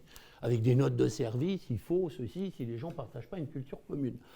Or, ce qui motive le plus les gens, c'est de participer à un projet d'innovation qui a du sens et qui mobilise les ressources. Alors les gens, ils préparent l'avenir, on fait appel à la partie supérieure de leur intelligence, on ne dit pas juste appliquer, découvrir, tester. Alors la Sécu teste beaucoup. Non, ici, on est dans le même club avec les grands groupes, on dit mais vous testez tout le temps, en ce moment, la Sécu teste. Très bien, il faut tester, il faut lâcher les gens, il faut dire expérimenter, des équipes autonomes, les gens ont envie de prendre en main leur devenir. Ils sont sur le terrain, ils vous disent, vous me demandez comment on pourra améliorer l'accueil dans les centres de trucs. Depuis le temps qu'on y est, on a des idées. Hein, et puis on en a qui sont un peu branchés digital, ils vont optimiser le fait des rendez-vous, je ne sais pas quoi. Donc, ce qui marche bien, c'est les équipes autonomes. Et nous, on met des prix avec la Sorbonne tous les ans. Enfin, on avait arrêté à cause du Covid, vous ne voyez pas les gens, ça s'appelle Innovation Team Best Practice. Meilleure pratique d'équipe inno. Sans a priori. On a remis des prix à des rappeurs, pour vous dire, aussi bien que de la sauce, des grands groupes ou des startups. Beaucoup sont venus des services publics. Ils ont impressionné. Il y a eu des prix qui ont été remis à des gens de Pôle emploi, de la Sécu de Toulouse, de la gendarmerie, etc. Ou des gens brillants. Donc les gens sont motivés. Déjà, quand vous dites on va travailler sur la nature des services qu'on va fournir aux gens dont on doit s'occuper en raison 2025 et 2030, les gens disent déjà on existera toujours en 2025, en 2030, c'est une bonne nouvelle, puisqu'on nous demande de le préparer. Hein. Et puis, nous, ça fait partie de notre métier. Donc, les gens, ils veulent voir leur utilité. Il y a eu un rapport qui a été fait par l'École des mines en disant les gens meurent de non-utilité. Et ils ressentent en ce moment, on dit, mais c'est fait par des algorithmes. À la limite, on gêne, quoi. Dit, écartez-vous, il y a les robots qui passent, merde. Hein. Et puis, il y a un logiciel qui pense pour vous. Vous gênez, en fait. Hein. Voilà. À ce moment-là, si vous n'avez plus d'utilité, c'est un drame absolu. Vous n'avez plus de raison de vivre. Alors, eux, c'est eux leur raison d'être. Hein. Peut-être la boîte en a, mais puis eux. Et donc, l'innovation, dans la logique progrès, qu'est-ce qu'on peut faire de mieux? Parce qu'il est arrivé plein de solutions nouvelles, le monde a changé, les moyens ne sont pas les mêmes, il faut repositionner à ce qu'on peut faire de mieux aujourd'hui, avec les moyens d'aujourd'hui, la société d'aujourd'hui. Ça motive les gens grave, quoi. Au point qu'il y en a qui font on dit on va mobiliser tout le monde pour faire de l'animation des ressources humaines. Mais il ne faut pas le faire pour de rire, hein. Parce que si tu le fais pour de rire, ça va revenir comme un coup de fort. Hein. Si on dit vous réfléchissez, proposez des solutions, c'était pour de rire, hein, voilà. Et j'ai vu le cas, je ne citerai pas, un grand groupe de services qui a dit vous avez gagné, vous avez le meilleur projet, hein, vous avez gagné un week-end au Puy du Fou. C'est-à-dire votre solution. On s'en tamponne parce qu'on a déjà un programme. Et donc ça c'est dangereux. Hein. Si on demande aux gens de monter au créneau, ils le font. Hein. Donc c'est la moindre. Et ça ne se passe jamais mal. Donc et ce programme, à condition. Il faut faire bien attention de ne pas traiter que l'aspect CO2. Parce que le problème du CO2, c'est que les gens ne verront pas le résultat de leur vivant, déjà. Et puis, une tonne de CO2 émise au fin fond de la Chine a le même impact sur le climat de Paris qu'une tonne de CO2 émise à Paris. Ils vont dire, mais nous, à partir du moment où on présente que 0,7% de la population mondiale, il y a un effet retard et il y a des gens qui font des conneries loin. Et puis, on ne voit pas le résultat. Il fera plus chaud, il y aura toujours... Et donc, on craint la démobilisation. Moi, j'ai vécu au Brésil, ils étaient très... Et au bout de 10 ans, les gens en avaient marre. On dit, on est passé de 98,5 grammes à 94,8 grammes. Ouais. Bon, généralement, on voit le résultat. Donc, il faut garder ça dans un pack. Si, par exemple, vous dépolluez, vous dites, ah ben c'est quand même moins pollué. Vous reverdissez, vous dites, quand même, maintenant, il y a des arbres, il y a de l'eau. CO2, vous verrez rien du tout. Il fera plus chaud parce qu'il faut plusieurs dizaines d'années. Hein, il y a un effet retard pour l'air, plusieurs centaines d'années pour l'eau. Dans le temps et dans l'espace. Et dans l'espace, et on n'a pas un rôle très fort. On verra après, mais on peut être effet de l'entraînement. Les accords de Paris, ils sont nés à Paris parce qu'on s'est cassé le cul pour entraîner les autres. Nous, dans notre petite académie, on s'est dit, bon, la santé, la techno, les gens étaient d'accord, pas d'accord. On rassemble 32 académies du monde entier à Versailles en septembre pour discuter du meilleur état des techniques pour la santé, pour essayer qu'on ne revive pas la même chose. C'est à nous à prendre l'initiative. On est universel, on est français, on a un mot à dire, puisqu'on est grande gueule. Allons jusqu'au bout. Invitons les autres, écoutons-les et voyons ce qu'on peut faire ensemble. Puisque tout seul, on n'a pas un gros pouvoir. Pour agir au niveau global, il faut avoir des effets leviers. Sinon, effectivement, personne ne viendra voir chez nous. Ah, vous avez réduit votre consommation de photocopieuses de 8% cette année.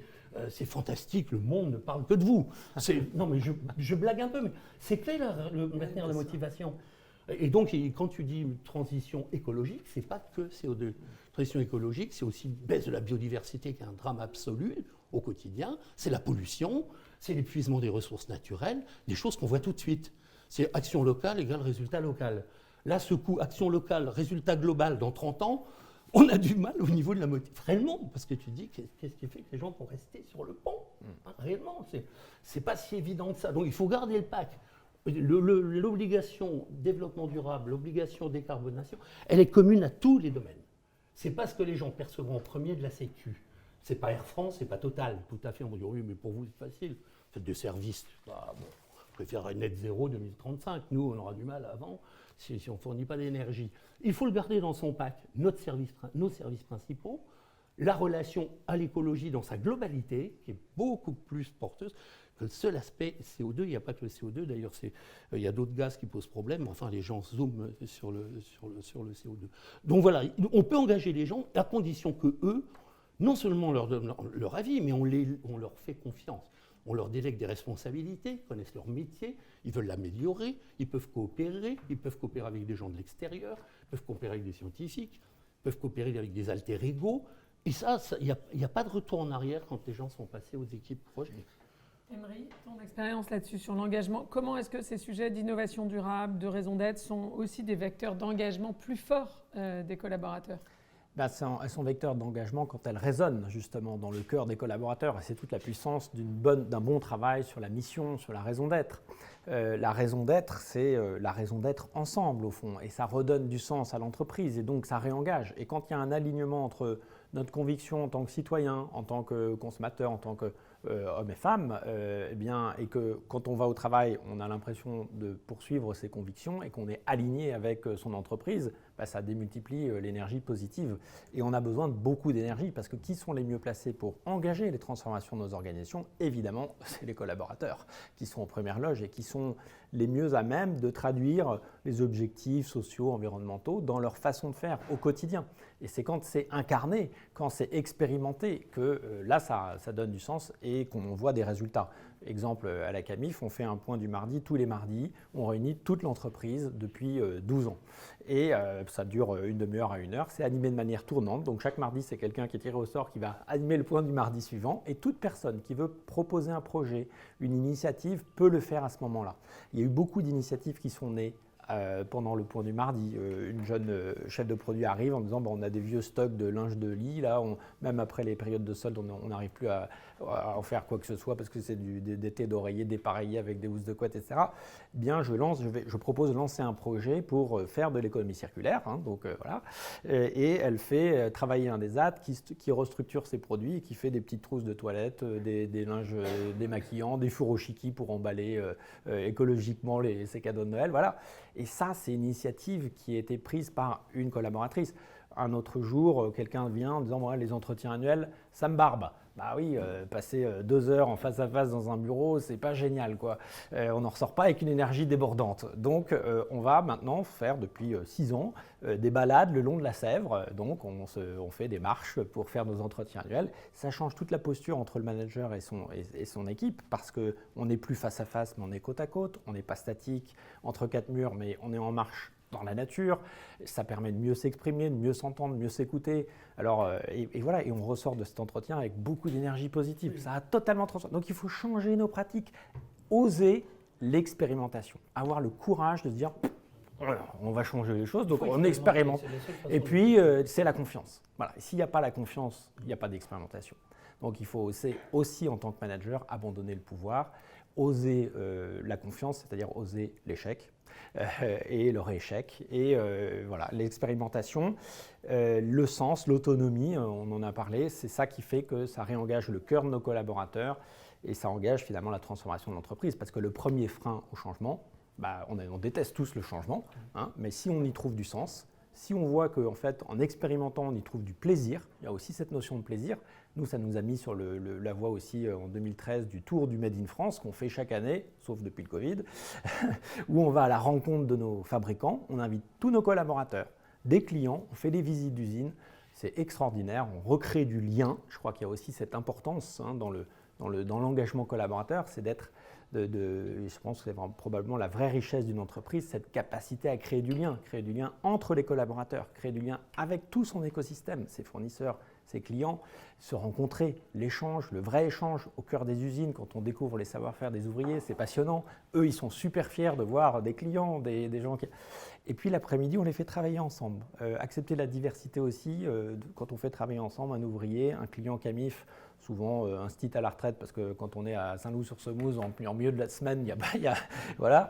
Et puis des collaborateurs, c'est juste formidable parce qu'on fait travailler ensemble des gens qui n'ont pas l'habitude de se rencontrer. On les fait réfléchir sur des problématiques sur lesquelles ils n'ont pas l'habitude de réfléchir et on mobilise l'intelligence collective qui est nécessaire pour inventer ces nouveaux modèles. Alors tu parles d'intelligence collective, l'entreprise ne vit pas en vase clos. Comment on fait pour embarquer, j'allais dire même un écosystème plus large de ce qu'on appelle les parties prenantes en jargon développement durable, au-delà des collaborateurs? Tu évoquais les fournisseurs. Clairement, Camif fait beaucoup de Made in France. Vous ne pouvez pas demain innover sans mobiliser l'écosystème du mobilier en France. Comment on fait ça? C'est encore l'arme secrète de la mission qui fait qu'on se réunit parce on comprend le sens de ce qu'on a à faire. Réinventer les pratiques, faire de l'économie circulaire et les fabricants avec lesquels on travaille, c'est pour ça qu'ils nous aiment. La deuxième phrase de notre raison d'être, c'est justement mobiliser notre écosystème pour imaginer les nouveaux modèles de production, d'organisation, de consommation. Et donc, les fabricants, ils nous disent, en fait, c'est ça qu'on aime chez Camif. C'est la façon dont vous nous mettez à disposition des clients, des experts pour nous réinterroger sur nos pratiques. Et en fait, on fait l'innovation ensemble, ce qu'ils n'auraient pas fait seuls et ce que nous n'aurions pas fait seuls. Faire de l'économie circulaire, ça se fait pas seul. Donc, c'est l'enjeu clé d'arriver à ouvrir nos entreprises à l'ensemble de l'écosystème. Et la mission c'est la meilleure boussole, le meilleur aimant pour faire en sorte qu'on soit ensemble à imaginer cette transition, cette transformation. Ce qu'on fait au sein de la communauté des entreprises à mission, c'est exactement ça. L'association, on l'a créée en 2018 avant la loi Pacte, parce qu'on s'est dit ce modèle, il est très structurant, on a besoin de le partager, on a besoin de continuer à l'enrichir. On a des scientifiques qui ont réfléchi là, à l'école des mines en 2008, après la crise financière, ils se sont dit mais ce n'est pas une crise financière, en fait c'est la crise de l'entreprise. Il faut revoir l'entreprise, refonder l'entreprise, lui redonner du sens. Et cette collaboration et cette coopération qu'on fait au sein de la communauté, elle est extraordinaire. C'est une communauté qui est très riche, près de 600 personnes qui y travaillent, qui partagent leurs expériences et qui font connaître ce modèle. L'enjeu étant qu'on change d'échelle parce qu'il faut accélérer. Et là, le changement d'échelle, il se fait par la mobilisation générale en fait. Et donc pour la communauté, en gros, c'est passer à l'échelle européenne parce qu'on pense qu'il y a en France une vraie innovation dans le droit avec la société à mission qu'on peut porter au niveau européen pour bâtir ce cadre du capitalisme, pas seulement responsable, mais du capitalisme contributif pour adresser les enjeux qui sont devant nous. Marc, comment on fait avec l'innovation durable pour embarquer? Est-ce que c'est nécessaire déjà ou pourquoi c'est nécessaire et comment on fait pour embarquer plus largement l'écosystème de l'entreprise? J'irais moi, ce qui m'a frappé. L'innovation ouverte Oui, tout ce le qui temps. m'a frappé, oui, mais c'était un bouquin, celui qui avait fait ça, un peu revenu, c'était juste vendre ses boîtes, enfin, relation avec 3 écoles et 2 startups, il faut aller nettement plus loin que ça. C'est ouvert à tout le monde, ouvert à tous les salariés, ouvert au. Et j'ai été frappé, moi, en allant dans d'autres pays, que les gens coopéraient beaucoup plus, mais vraiment beaucoup plus. Ensemble, les entreprises avaient des projets communs. J'ai vu des gens qui étaient justement sur la santé. Dans les pays développés, les problèmes des dents, c'est quelque chose. Ça coûte une blinde en France, mais je ne te dis pas dans un pays développé. Tu as peu de chance, ça va coûter trop cher pour eux. Non. Il y a eu des projets pour développer des systèmes nouveaux. Il a été remis des prix à des infirmières qui ont fait un boulot fantastique. Et ils se sont mis à travailler ensemble, à coopérer. Là, un des atouts qu'on a, quand on est service public, c'est qu'on n'est pas en concurrence. Enfin, c'est pas facile de dire on va faire une grande coopération entre Stellantis et Volkswagen, parce qu'ils sont quand même concurrents. Il n'y a pas un hôpital qui est en concurrence contre un autre en Europe. Il y a pas on l'a vu avec le ministère de la Justice, il n'y a pas une prison qui est en opposition vis-à-vis d'un autre. Les problèmes sont les mêmes partout. Tout le monde a des Alzheimer, tout le monde a des enfants décrocheurs, tout le monde a des problèmes de violence chez les adolescents, tout le monde a des problèmes de vieillissement de la population. Rien n'empêche de jouer un rôle leader en coopérant au niveau international. On coopère beaucoup plus dans les pays nordiques, par exemple, Australie, Nouvelle-Zélande aussi, Canada, enfin, pays émergents. Nous, on a un petit peu. Alors, les problèmes sont globaux, il ne faut pas se la jouer nationaliste jusqu'à l'os. On est pris problèmes de plus en plus globaux, la cybersécurité, la baisse de la biodiversité, le carbone, la guerre, enfin tout ce que tu veux, et de plus en plus traitements segmentés nationalistes, ce qui est un peu à côté de la plaque. Et la France a joué un rôle. Quand je dis qu'on va dans des pays où ils vous disent pour nous, c'est encore le modèle, la sécurité sociale française. Ils ne sont pas là, ils ne savent pas si les salaires ont suivi et tout, mais ils ont gardé ce modèle. Ça pour longtemps avant qu'un imaginaire s'estompe. Il faut faire beaucoup de conneries avant que ça s'estompe. Et je le vois quand j'ai beaucoup formé au Brésil et tout, ils disent, on ne voit pas tellement des gens des secteurs publics, on a envie de coopérer. On peut très bien avoir une coopération entre 50 hôpitaux en Europe, en disant on est allé se voir, on a vu ce qu'ont fait nos amis allemands, et nos amis des pays nordiques, du Danemark, ont trouvé des choses sympathiques. Si on travaille ensemble, les coûts sont moins élevés. On va avoir des fournisseurs qu'on va on fait des tests, on compare nos tests. Nous, par exemple, j'ai remarqué, c'est pour ça qu'on a monté un club de meilleures pratiques. On les échange entre nous. Pendant le Covid, par exemple, les gens des transports, Air France, Transdev, ceux qui avaient des trains, des avions, des bus et tout, on leur a dit 1 place sur 3 avec des masques, sinon vous ne pouvez pas vivre avec 1 place sur 3 dans un train d'avion.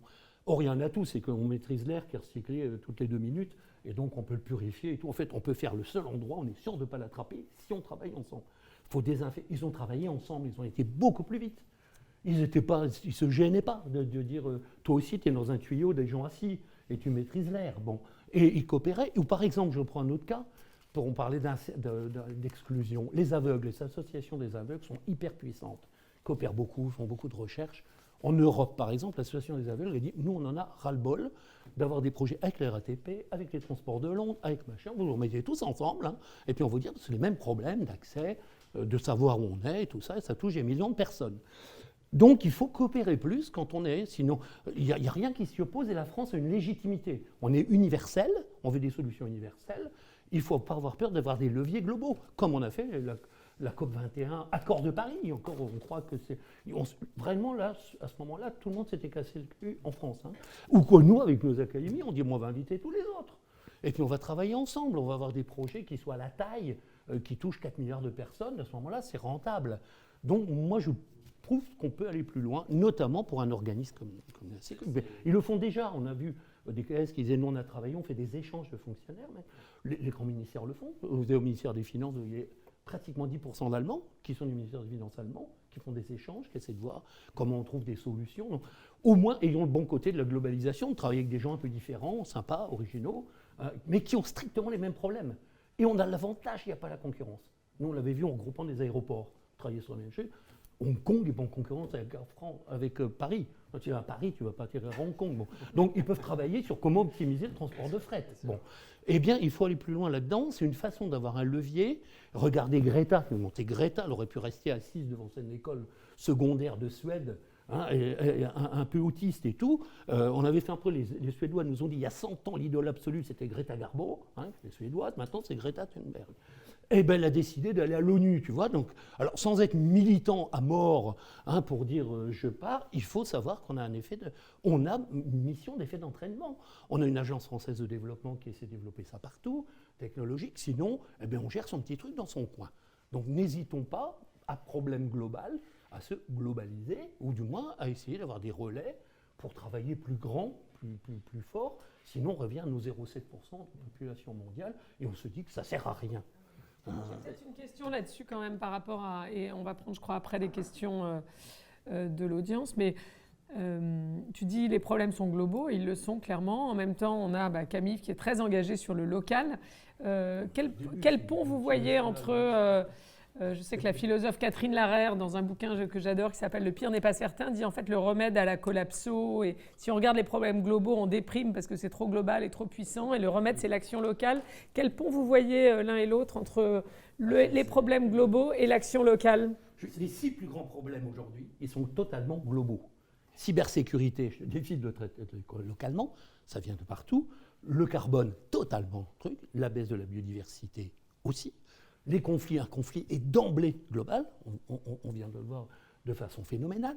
Épidémie, le truc, c'est global, rien ne s'arrête aux frontières. C'est les 6 plus grands risques majeurs. Alors, il faut bien sûr agir local, il faut dire, moi j'ai mon rôle, parce que je suis presque rien. Mais on s'adresse à des choses qui touchent toute la planète. Ce qu'on apprend de l'écologie, c'est qu'on est embarqué sur la même planète. Et donc, on ne peut pas dire « Ah oui, mais mondialisation », mais on est dans un monde, on est dans une planète. Donc, prenez au moins les bons aspects de la globalisation. C'est qu'on peut travailler ensemble, on a appris les langues des autres. Alors, on peut moins aller au Brésil, il faut y aller à la rame, donc ça prend plus de temps. Mais on ira moins souvent, mais pour un truc qui vaut le coup. Moi, j'allais à Porto Alegre et je faisais des conférences à Porto. Oui, on peut faire des zooms de qualifiants, mais de temps en temps, il faut se rencontrer. Dès que les gens ne se voient plus, la tension commence à monter. Et donc voilà, c'est totalement... On a listé ça avec les grands assureurs, avec les agréments. On dit, mais tous les risques sont devenus globaux. On fait comment ? Bien sûr qu'on ne peut pas... Mais on peut se permettre d'agir, je dis, local avec effet levier. Emery ? Penser global, agir local, ça paraît assez clair. Voilà. Le local est quand même le lieu de l'engagement citoyen. Donc on s'engage sur son territoire. Et on commence par... on commence par une multinationale en formation. Et c'est les efforts de chacun partout qui vont faire qu'on va agir globalement. Mais je pense que le local, c'est le lieu de l'action, c'est le lieu de la coopération aussi. Parce que c'est Jean-François Noubel qui dit les grands enjeux de l'humanité, ce n'est pas le dérèglement du climat, les problèmes de biodiversité, c'est notre capacité à coopérer. Et la coopération, Voilà. elle peut se faire évidemment au niveau international, mais elle doit se faire aussi au niveau local. L'exemple de l'économie circulaire, c'est un très bon exemple. On va assembler celui qui a un déchet, qui va servir à l'autre, mais le déchet ne va pas faire 3 fois le tour de la planète. Hein. C'est vraiment au niveau local qu'on va trouver des solutions. Quand on fait le boycott du Black Friday, on agit sur un sujet global, c'est celui de la consommation responsable. On peut tous changer nos modes de consommation partout dans le monde, en tout cas tous les pays développés. Et bien, on commence par agir localement avec nos collaborateurs qui vont une année, c'était il y a 2 ans, faire du ramassage de déchets dans le port de La Rochelle. Voilà, c'est très simple, on peut agir, donner une autre année, une journée de leur temps à des associations qui font de la réparation, du réemploi, du zéro déchet. Et l'année dernière, faire une fresque du climat parce qu'on se rend compte nous-mêmes, on a fait une fresque avec l'ensemble des collaborateurs, on a eu une quinzaine de collaborateurs formés à l'animation des fresques et que, en fait, on a un sacré pouvoir. Nous-mêmes, en tant que citoyens, on a un pouvoir d'achat, on a un super pouvoir d'achat. En utilisant moins et mieux notre carte bleue, on peut changer le monde. D'ailleurs, c'est la signature de Camus, c'est « Changeons le monde de l'intérieur ». Voilà. J'adore cette signature. Ouais, repris par le ministère de l'Intérieur. Ouais, ça pourrait. Alors, on a des questions du public. Je les découvre en même temps que je vous parle. Donc, je vais quand même essayer d'en choisir une et pas forcément dans l'ordre que j'ai là. Il y a pas mal de questions, forcément, hein, le public travaillant à la sécurité sociale. Il y a pas mal de questions sur comment vous voyez le rôle ou la place de la sécurité sociale dans la transition en cours. Est-ce que pour vous, des organismes comme la sécurité sociale ont le même pouvoir d'agir et de se transformer que les autres? Peut-être on peut commencer par ces deux-là. Oui, Focus sur la sécurité sociale. Oui, il est dit, on a contact avec tout le monde, tout le temps. Il y a une structure que je pense qu'est la Poste, qui est dans le même paquet de figure. Elle voit tous les Français une fois tous les jours. Entreprise à mission d'ailleurs. Voilà, tous les jours, elle voit les Français. Tous les jours, il faut le faire hein, quand même. Et avec plus de 10 000 bureaux, et effectivement, il faut tester sur un avant de le mettre sur des 1000 bureaux, un truc nouveau. Et donc, le pouvoir d'action, moi, je le trouve important, puisque dès qu'il y a un problème, les gens, ils vont à la Sécu, quoi. Hein. Et c'est là que ça se passe, c'est là le relais, c'est quand il faut repartir, quand on a un accident de la vie, quand on était malade, quand on, voilà, ou autre chose de cette nature. Donc c'est un pôle, il ne faut pas être obsédé par le seul aspect carbone, je dis, parce que sinon, après on va dire, bon, on ne va pas jouer tant que ça sur la décarbonisation de la planète. C'est cet ensemble-là, et d'ailleurs c'est bien mis dans les documents qu'on a vus, j'ai lu le rapport là, du Sénat, et puis le rapport sur des services de sécurité sociale pour demain. Il faut les améliorer surtout, en même temps, et ce qu'il ne faut pas tomber, c'est dire qu'il y a une contrainte en plus qui vient de débouler, hein, que l'Utopie nous a dit, attention, il ne faut plus émettre de carbone, donc il faut acheter bien, bon, manger. Bon. C'est vrai, mais ce n'est pas une contrainte en plus, c'est quelque chose qui est transverse maintenant, qui doit être embedded, comme disent les Américains, c'est comme c'était Intel Insat, c'est dedans. De toute façon, c'est une obligation, je dirais, morale, légale, universelle, etc. Et donc on l'intègre dans notre pack de meilleurs services possibles. Hein, est-ce qu'on fait ce qu'on peut faire de mieux aujourd'hui par rapport aux gens qu'on a en face, qui se traduit par des gens malheureux, qui sont des blessés de la vie, qui ont décroché, qui sont malades, qui veulent revenir, etc. Et le rôle d'action, oui, puisqu'il y a la mission pour, il y a le statut qui le permet. Ce qu'il ne faut pas, c'est, je dirais, moi j'ai été frappé du renouveau de l'attrait du secteur public pour les étudiants en ce moment. Alors je dis, après ils regardent, où il y a des fois ils veulent aller plus vite.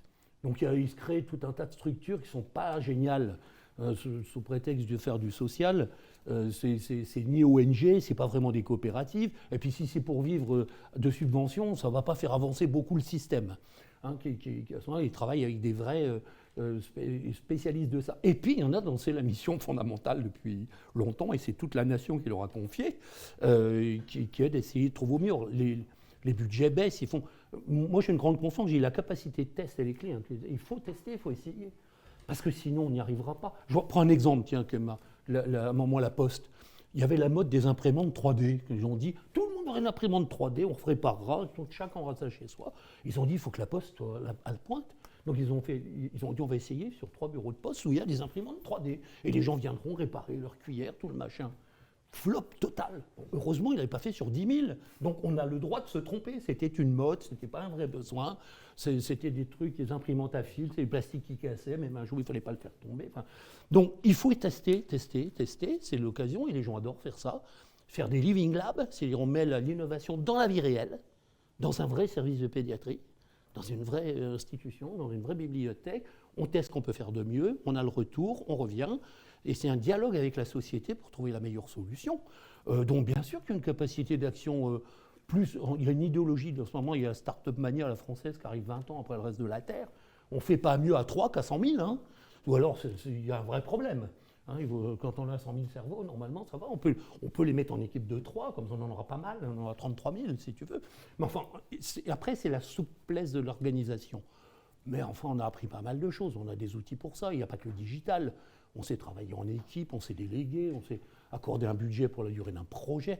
Et nous, on coopère beaucoup dans les formations. On a 10 organismes d'État de toute nature, de la Banque de France, en passant par l'Institut français du sang, en passant par des gens, l'ONF pour les forêts et tout. C'est des gens qui ont une capacité de transformer les choses extrêmement importante.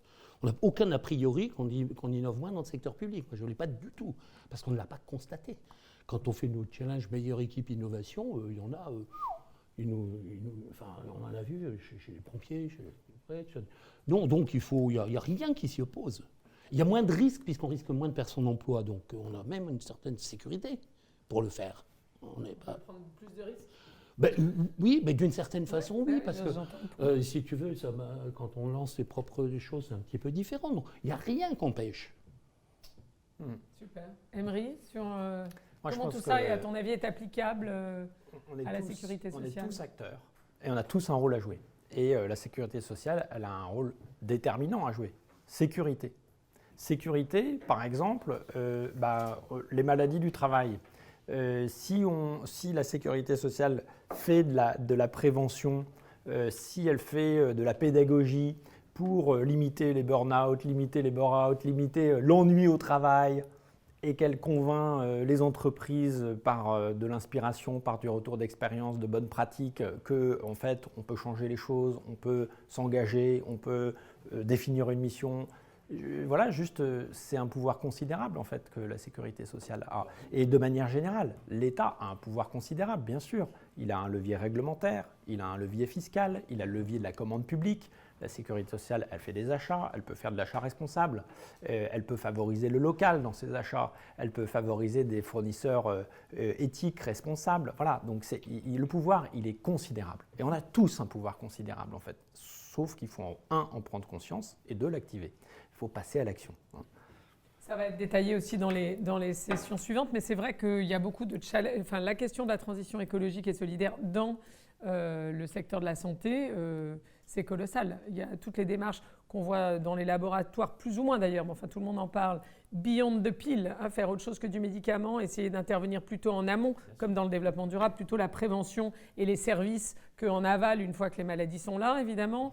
Tout ce qui est le lien d'ailleurs, l'interdépendance entre les enjeux, les dommages collatéraux de la surconsommation de médicaments sur l'environnement, qui repose des problèmes de santé et boucle la boucle, j'ose dire. Par exemple, chez Cabif, on a mis en place l'indemnité kilométrique vélo. On a mis en place l'indemnité télétravail. Ça, on l'a fait il y a longtemps.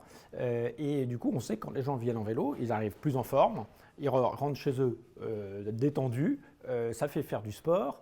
C'est moins de CO2 pour la planète, enfin, c'est que du bénéfice. Ouais. Et ça, c'est simple à mettre en œuvre dans une entreprise, c'est très simple. Et puis après, on fait des challenges mobilité durable. Donc chaque année, on fait un challenge pour engager encore plus de collaborateurs à adopter des nouvelles pratiques pour venir au bureau. Tout ça, c'est des choses qui sont possibles de faire partout, en fait. Voilà. Donc, on parlait aussi d'engagement. J'évoquais tout à l'heure les initiatives comme Buurtzorg, je crois qu'il y a qui est en train de se déployer en France avec notamment une association qui s'appelle Soignons Humains.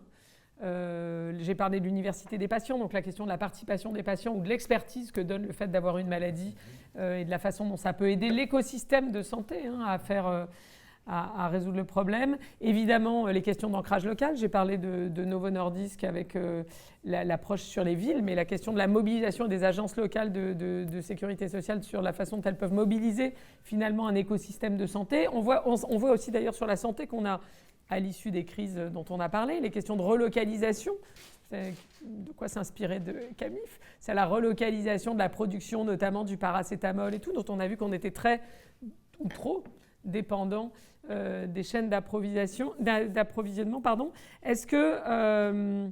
Il y a pas mal de questions, évidemment, parce que les gens... Alors, D'ailleurs, les sessions suivantes de ce cycle de conférences vont aussi apporter des réponses peut-être plus précises sur, tu parlais du bâtiment, de la mobilité, etc. Il y a pas mal de questions sur comment on peut embarquer les collaborateurs dans une démarche commune quand on a, je pense que ce n'est pas spécifique à la sécurité sociale, mais vous avez sans doute des réponses. Toi, tu vas évidemment me répondre que la mission, c'est une façon de faire ça. Quand on a une grande hétérogénéité des métiers et des structures. C'est-à-dire comment on embarque les gens dans un projet commun quand ils font des métiers très différents, etc.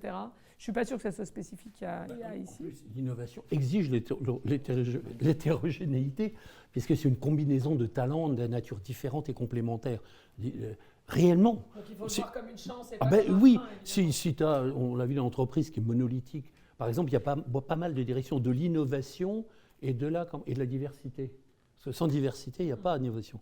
Le nouveau, il faut qu'il arrive d'ailleurs. Si tu dis, nous, on a fait tous la même école, on pense pareil, ça va pas aller loin, tu vois. Non, mais franchement, et l'ouverture aux autres. Dans les entreprises, il y a énormément d'initiatives. Tu les connais vous-même, vous débriefez le retour de près. Mais je prends des exemples, Shift Project, ICDD, Solar Impulse, Carbon 4, ou machin, où les gens disent, on va travailler ensemble là-dessus. On va travailler ensemble pour gérer notre transition. Ça nous économisera, on ira voir, etc. Il y en a comme Solar Impulse sont assez larges, ils sont internationaux. Il y en a d'autres qui sont un peu plus nationaux, il y en a qui sont régionaux. Donc, il y a une poussée à la coopération. C'est un peu plus délicat dans le secteur public, puisqu'on a intégré tout dans une même structure au niveau national. Donc on est déjà une structure hyper coopérative. On vous dit il y a 300 organisations. Donc déjà coopérer entre nous n'est pas si simple. Comme on le voit pour les gens comme l'éducation nationale, on le voyait avec les gens de l'éducation nationale, où ils ont une cellule qui relaie un peu l'innovation de tout le monde, qui s'appelle Canopée, qui est entre tous les points. Mais il faut penser aux autres pays. Moi, je crains la montée des nationalismes, et les autres pays dans le monde craignent la montée des nationalismes en Europe. L'Europe dit qu'elle est contre la mondialisation. Les 2 guerres mondiales, nous on a apporté 2 guerres quand même à la mondialisation dans le passé. Et vous disent les tensions en Europe, ça a toujours été les sources d'emmerde. Ils veulent la guerre qui revient, immédiatement l'euro baisse et ils se disent c'est reparti. Comme en 14, c'est le cas de le dire. Et donc la coopération au minimum européenne. Mais nous, on a des engagements aussi vis-à-vis de pays émergents, vis-à-vis de l'Afrique, l'Amérique latine, etc. Donc, moi, je crains le repli hyper-nationaliste. En ce moment, on voit un langage hyper-nationaliste qui n'est pas la réponse à rien. C'est de dire tout seul, on s'en sortira mieux. Alors que les problèmes sont globaux. T'imagines comment sortir tout seul du réchauffement climatique? C'est pas possible. Donc il faut pousser la coopération. Innovation ouverte, ça a beaucoup changé. C'est plus les trucs un peu d'il y a 20 ans, un peu ringard. C'est l'ouverture. Ça veut dire que c'est ouvert à tout le monde dans l'organisation, ce qui est déjà beaucoup. Et ce que souhaitent les dirigeants, disent embarquez-moi tout le monde là-dedans. Ça doit être un truc de motivation. Ne soyez pas dans un coin. Que tout le monde soit sur le pont, et c'est vrai, il y en a qui le font, et ça marche bien. Et puis s'ouvrir à nos fournisseurs, à nos partenaires, à ceux qui ont le même métier que nous. Franchement, on n'a pas tout inventé. Donc il y a des gens qui font des choses bien. On a vu des voyages d'études auprès d'une quinzaine d'organisations qui ne sont pas très loin, qu'à proximité, et on voit le monde un peu différemment. Et à ce moment-là, on échange des pratiques. Il y a des pays plus avancés que nous sur le développement durable, qui est bien placé pour le savoir. Les pays du nord de l'Europe, ils sont toujours classés un peu plus, donc allons les voir. Et puis on a aussi des choses à leur apprendre. Il y a pas de... Et puis il y en a qui savent faire avec moins d'argent. Les pays émergents ont des belles solutions. Tu disais low-tech, ou technologie adaptée, ou technologie suffisante. Enfin, on peut appeler ça comme on veut. Donc moi, je prêche toujours pour la coopération. Je crains la montée des nationalismes. Et je ne suis pas le seul. Enfin, on les voit sous nos yeux.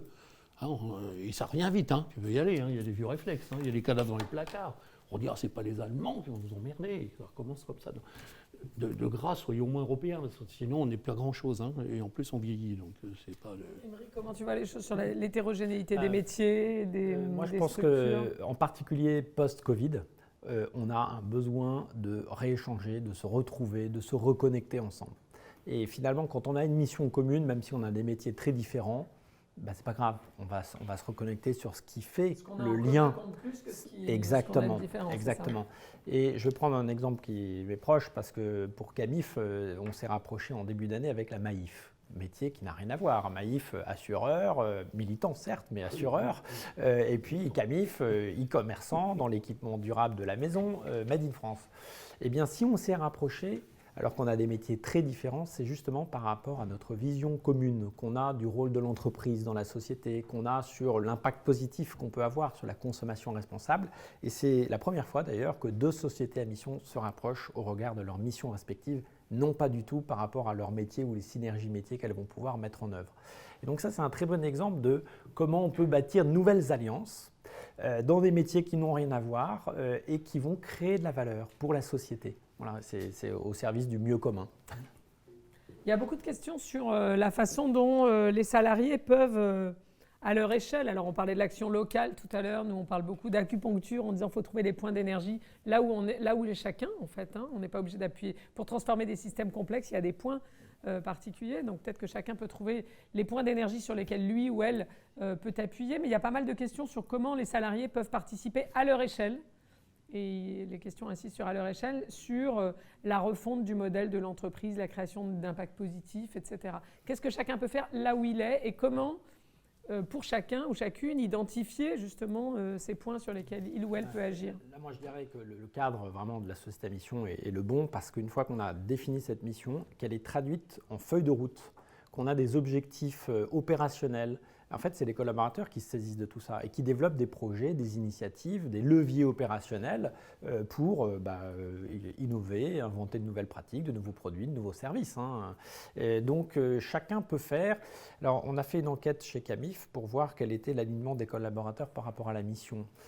On a 100% des collaborateurs alignés par rapport à la mission. Ils viennent pour ça. L'année dernière, on a fait un recrutement d'un directeur marketing, on a eu 250 CV. Donc en termes de marque employeur, ça a fonctionné.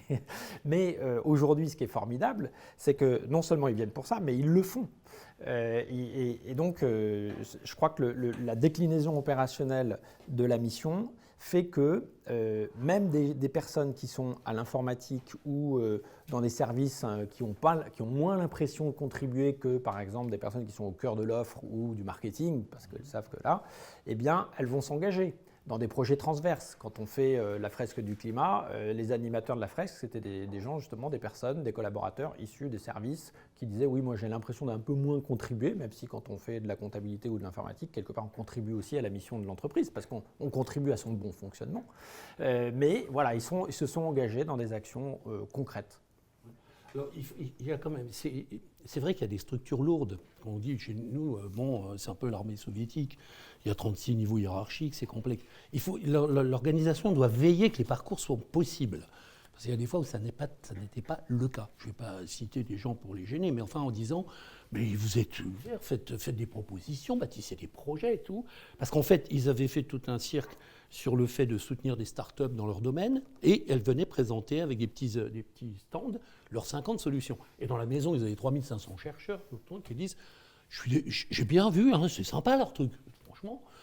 Mais enfin, vous savez ce qu'on fait, on travaille là-dessus depuis 15 ans, on n'a jamais eu de budget.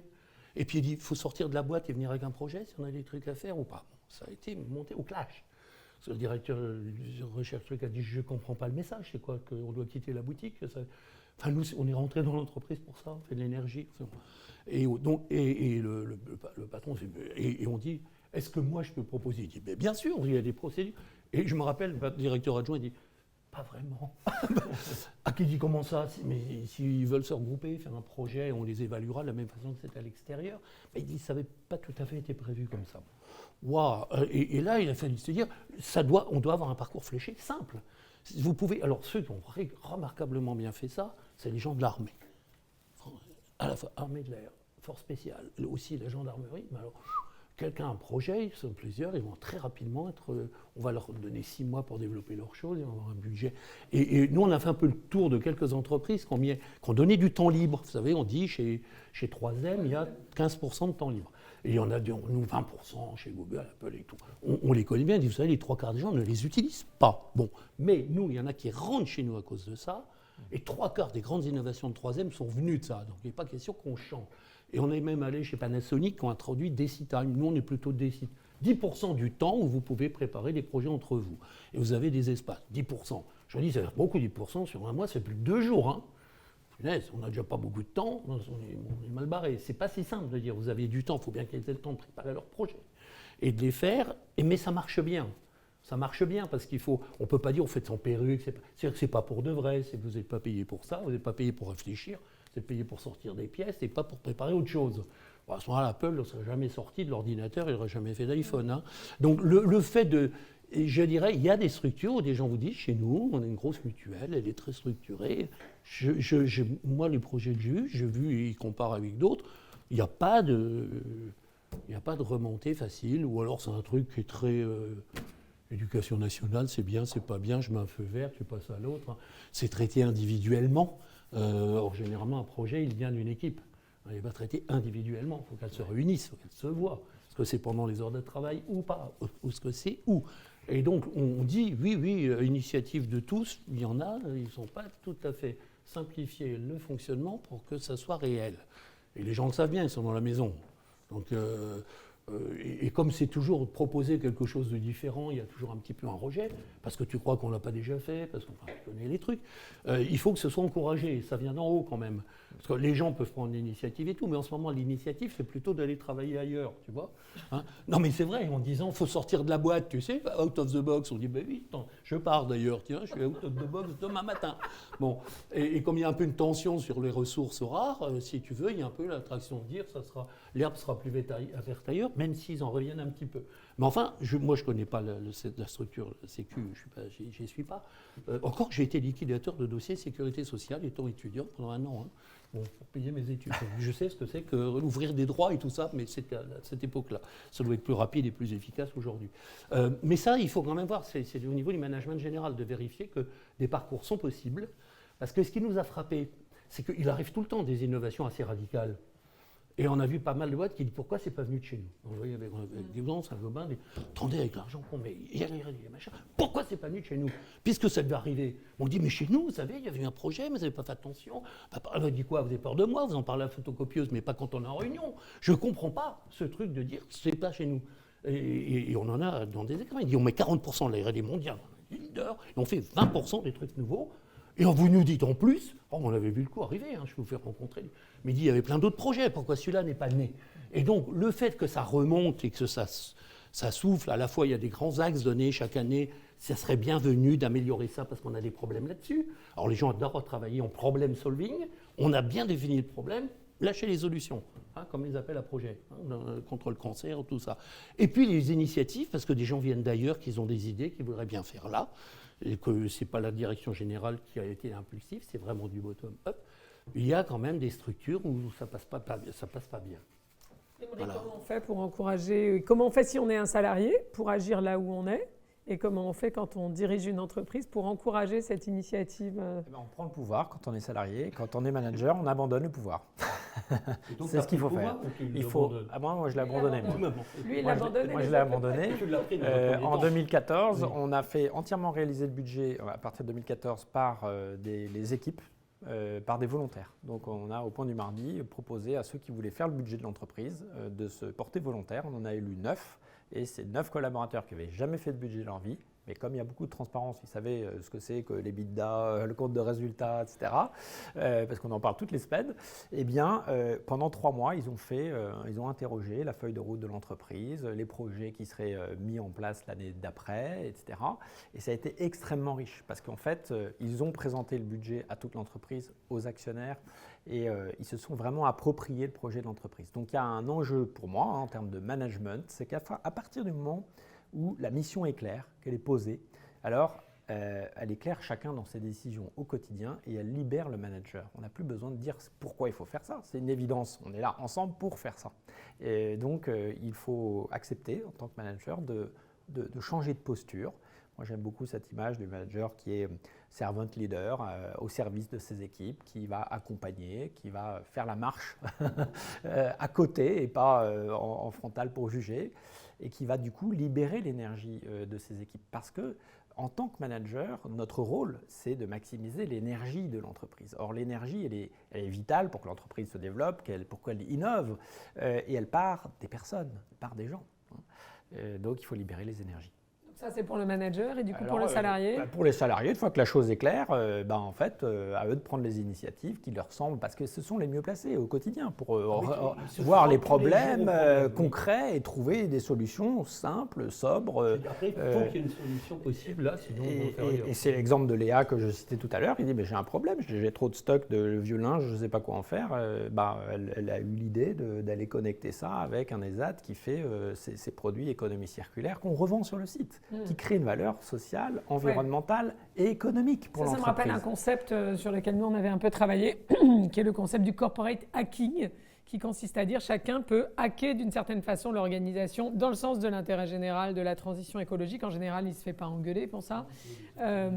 En disant chacun a finalement une marge de manœuvre pour, j'en sais rien, organiser des pots de départ avec du commerce équitable ou du bio plutôt, ou du local plutôt qu'avec des produits. Enfin, chacun là où il est ou là où elle est, c'est l'exemple que tu donnes de cette jeune femme, a une marge de manœuvre.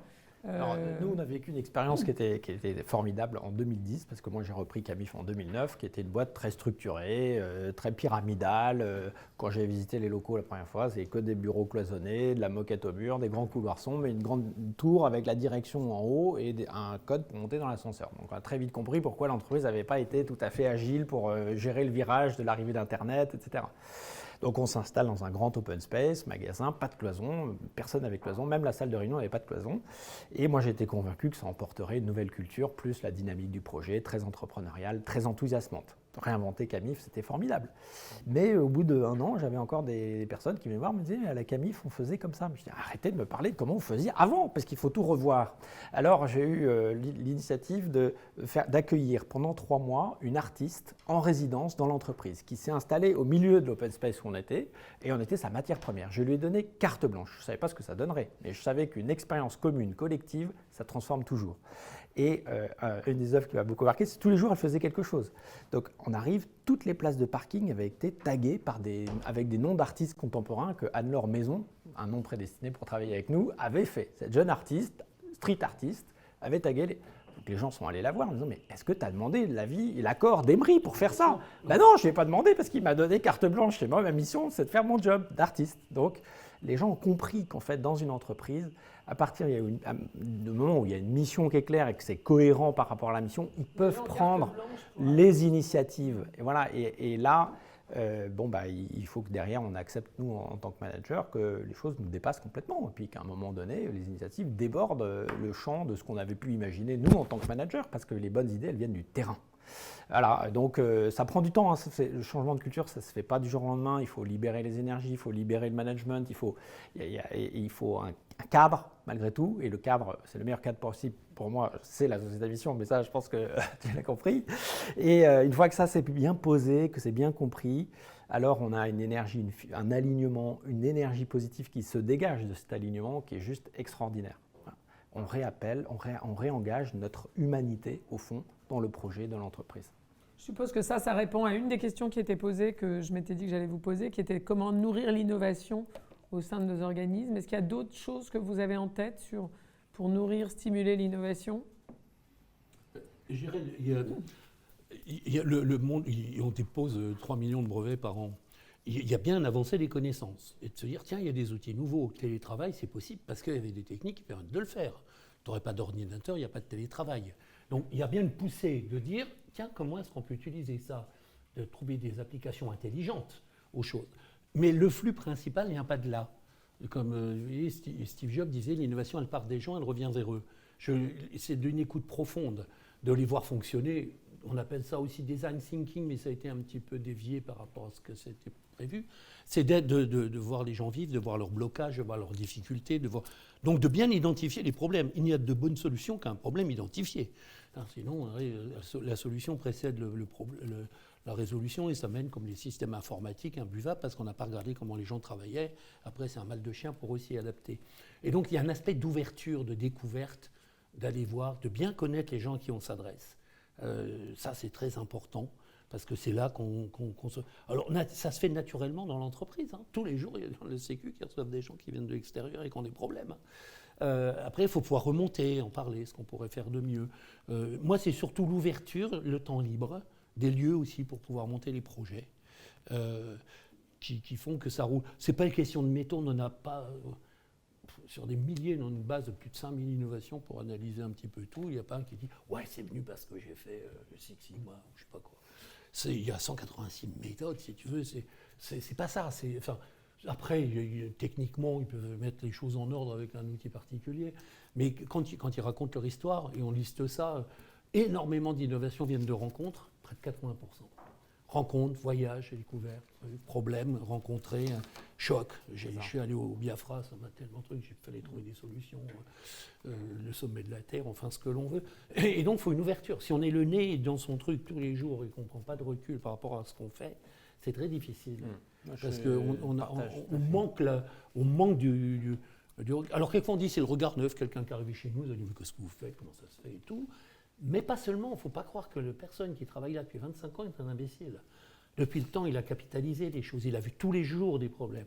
Quand vous lâchez, on l'a vu dans des séminaires, pour me rappeler un qui était chez Gaz de France, si vous voulez avoir mon avis sur ce qu'on pourrait faire pour reconquérir, le mec, ça fait 20 ans qu'il travaille là-dessus, 20 ans qu'il est frustré. Alors là, j'y vais, c'est moi qui pilote. Bon. Et il décroche, c'est-à-dire qu'il avait accumulé de la connaissance, mais il avait accumulé aussi le fait que, on est dans une maison où rien n'est possible. Donc il avait à la fois débriefé les éléments clés, vraiment, faire, et puis de se dire, c'est pas notre axe, c'est pas notre... Et ça arrive. Je l'ai vu chez un grand de l'acier, par exemple, mondial, ils ont rassemblé les 400 cadres, ils leur ont demandé de plancher sur ce qu'on pourrait faire, très libre, ce qu'on pourrait faire de mieux pour améliorer les choses. Les gens y sont allés, et puis ils ont aperçu que sur les 400, il y en a 280 qui proposaient quelque chose qui était dans le même axe et similaire. Punaise. Mais il dit, attends, moi je dis ça, si vous me demandez ce qu'on pourrait faire. C'est pas la stratégie de la maison, je précise. Mais le patron, il dit, attends, il y en a 280 sur 400 qui m'entraînent tous, là, comme des chiens de traîneau, le truc, j'ai pas le choix, c'est là qu'il faut aller. Parce qu'ils disent, nous, je le prie, et puis des gens de terrain, c'est sur faire des métalloplastiques, déjà les Japonais, on s'obstine à rester sur monoproduits, et puis on se fait tout piquer, de la défense, etc. Donc, à des moments, il faut que les gens prennent leur recul, parce qu'ils ont aussi, je dirais, toute société humaine génère des choses pour s'auto-reproduire. C'est pour ça qu'on a des juges anglais qui ont toujours des perruques. C'est-à-dire qu'elle va s'auto-reproduire, c'est aussi, ça lui permet de continuer à exister. Elle en a l'expérience, elle sait que ça marche. Donc l'innovation, c'est un peu un déport avant. On se force un peu, il faut, on dit culture de la continuité, c'est ça, culture de l'innovation, parce qu'on sait que ça bouge autour. Ça. Et dans ceux qui bougent en ce moment, ils nous disent, il y a 3 étapes qu'on trouve à peu près partout. Une prise de conscience écologique, prise de conscience d'un monde, des difficultés, avoir donc une bonne culture des problèmes à résoudre. Les gens les savent, mais il faut qu'ils les comprennent mieux. Ensuite, une prise de confiance que c'est nous, il faut changer les choses. On n'est pas tombé de la dernière pluie, on revoit les aventures passées, ce qu'on a réussi en disant on ne va pas être en dessous de ceux qui nous ont précédés quand même. C'est nous qui avons créé ça. Donc prise de conscience, prise de confiance et prise d'initiative. Les gens montent au créneau. Et donc il faut aussi leur apporter de la formation, de l'ouverture, ce que vous faites par exemple là sur le développement durable, sur les objectifs. Reprendre confiance, parce qu'au moment il y a une perte de confiance, c'est ça que les gens ne sont pas engagés, ils n'ont aussi pas confiance que c'est la structure dans laquelle ils sont qui vont changer les choses. Et je dis avec tout le surdétermination, les GAFA, la tech, les trucs, les Chinois, les machins, les algorithmes, tout ça. Donc on n'aura plus vraiment besoin de nous. Et à ce moment-là, s'ils ont bien conscience des objectifs, qu'ils ont confiance, ils prennent l'initiative. Et là, vous libérez des prises d'initiative énormes. Parce qu'en plus, si elle est autorisée, tu vois, ça se passe plutôt bien. Et effectivement, il y en a, ils vous disent « Ah, il aurait fallu que vous veniez nous voir il y a 10 ans. » Vous ne reconnaîtriez pas, sans doute chez vous. On dit, mais j'ai connu, je suis allé chez eux. Oh, mais c'est plus ce que c'était. Le bureau du fond, il n'est plus là, machin. Qui c'est le type qui est là, qui parle à la télé, enfin tout ça, quoi. Et donc, moi, je suis plutôt frappé par la capacité d'évolution des organisations que le contraire. Parce que ne pas bouger, c'est très dur aussi. C'est pratiquement impossible. C'est pratiquement impossible. Il vaut mieux choisir la façon dont on va évoluer que de se la faire imposer. C'est plutôt ça. Donc, c'est une reprise d'initiative. Reprise en main. Emery, d'autres pistes issues de l'expérience de Camif pour nourrir l'innovation au sein des organismes de la sécurité sociale. J'en profite pour signaler, on m'a dit à moins 10, il faut le signaler, qu'un questionnaire de satisfaction va apparaître dans le chat. Donc, tout en écoutant Emery, vous pourrez... Alors moi, je dirais d'abord que le plus grand risque, c'est de ne pas en prendre. On est vraiment dans cette phase-là où aujourd'hui, il faut maximiser les expériences, les expérimentations. Et pour nourrir l'innovation, je suis tout à fait en phase, il faut maximiser les échanges. Et il y a pour moi un risque qui est né avec Covid, et c'est le développement du télétravail. Parce qu'on a recréé des silos avec le télétravail, on a recréé des cloisons en fait, virtuelles, mais elles existent et elles sont fortes. Et donc l'attention qu'on doit porter en tant que manager, c'est de recréer des espaces d'échange, de dialogue. On a rendu par exemple la machine à café gratuite au bureau depuis le retour des collaborateurs au bureau parce qu'on s'est rendu compte que c'est souvent, l'innovation, elle vient à des endroits où on ne l'attend pas. Ah oui, comme les prix Elle Nobel. vient, voilà, c'est la sérendipité, on parle de ça, hein. On ne cherche pas, et puis ça arrive, et puis là, on trouve une idée, et on l'explore, et on va chercher après à voir si elle n'existe pas déjà sur le marché, et voir si on ne peut pas plus rapidement, et la collaboration avec les startups est pour nous assez intéressante. Je vais vous donner 2 exemples. On s'est posé, chaque année on se pose la question, est-ce qu'il ne faudrait pas qu'on ouvre des magasins? On a quand même des canapés, les produits que les gens aiment bien essayer, voir avant d'acheter. Et puis, oui, mais ouvrir des magasins, ça coûte beaucoup d'argent, ça mobilise beaucoup. Et puis à chaque fois, on se dit, il vaut mieux qu'on investisse dans l'expérience client sur notre site internet. C'est pas terrible. Et donc, on n'a jamais ouvert de magasin depuis toujours. Enfin, et à un moment donné, on a dit oui, mais les gens veulent pouvoir voir. Alors, on a lancé une innovation sur le site Camif qui s'appelait Camif près de chez vous, où on a invité les clients qui voulaient essayer le canapé à aller l'essayer chez des voisins qui l'avaient déjà acheté chez nous. Alors, on a expérimenté ça. Et ça a fonctionné. Puis après, on s'est rendu compte qu'il y avait quand même des limites à ce modèle. Mais on a lancé 400 personnes. Les innovations ne marchent pas toujours. Mais même quand elles ne marchent pas, on en sort avec de l'expérience accumulée, donc c'est toujours un succès. Autre exemple, on a travaillé sur la réduction de nos emballages parce que voilà, faire de l'économie circulaire, réduire la part de l'emballage qui est un vrai sujet dans le e-commerce.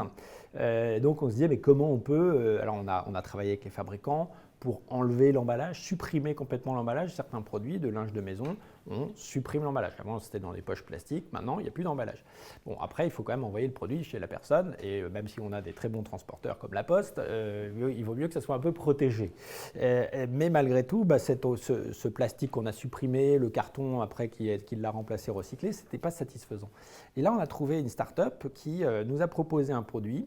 On avait fait le bêta-testeur de ce produit qui s'appelle Ipli, qui est un emballage entièrement réutilisable 100 fois. Donc le client paye 1 € de plus pour être emballé dans un emballage réutilisable. On lui envoie son colis, il le rezippe, il le renvoie, il est nettoyé par un centre de réinsertion et on le réutilise 100 fois. Voilà comment on réduit très significativement l'impact de l'emballage dans le e-commerce en utilisant de l'innovation ouverte parce que là, on a travaillé avec une start-up qui a résolu un problème qu'on avait et sur lequel on a finalement trouvé une solution. Donc, il faut de la curiosité, de l'ouverture et de l'échange. Moi, je crois beaucoup à ça. Super, merci. Il y a peut-être une dernière question. On a dit plusieurs fois que le changement devait être culturel plus que technologique.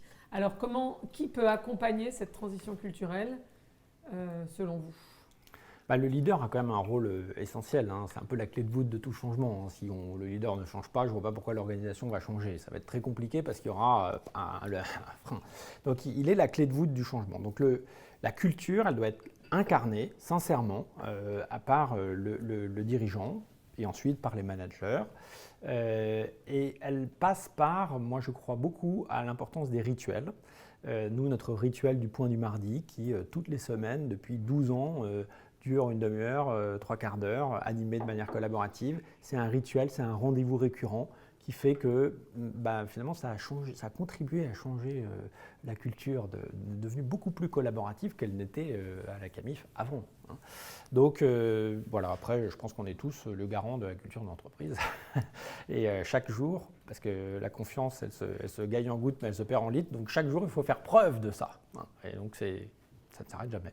Super, merci beaucoup. Marc, comment on fait du changement culturel ? Moi, je ne suis pas très accompagnement par nature, parce que quand les gens ont une mission claire, qu'il y a un objectif à résoudre, qu'ils vont travailler ensemble, ils vont définir ensemble les façons de travailler et tout.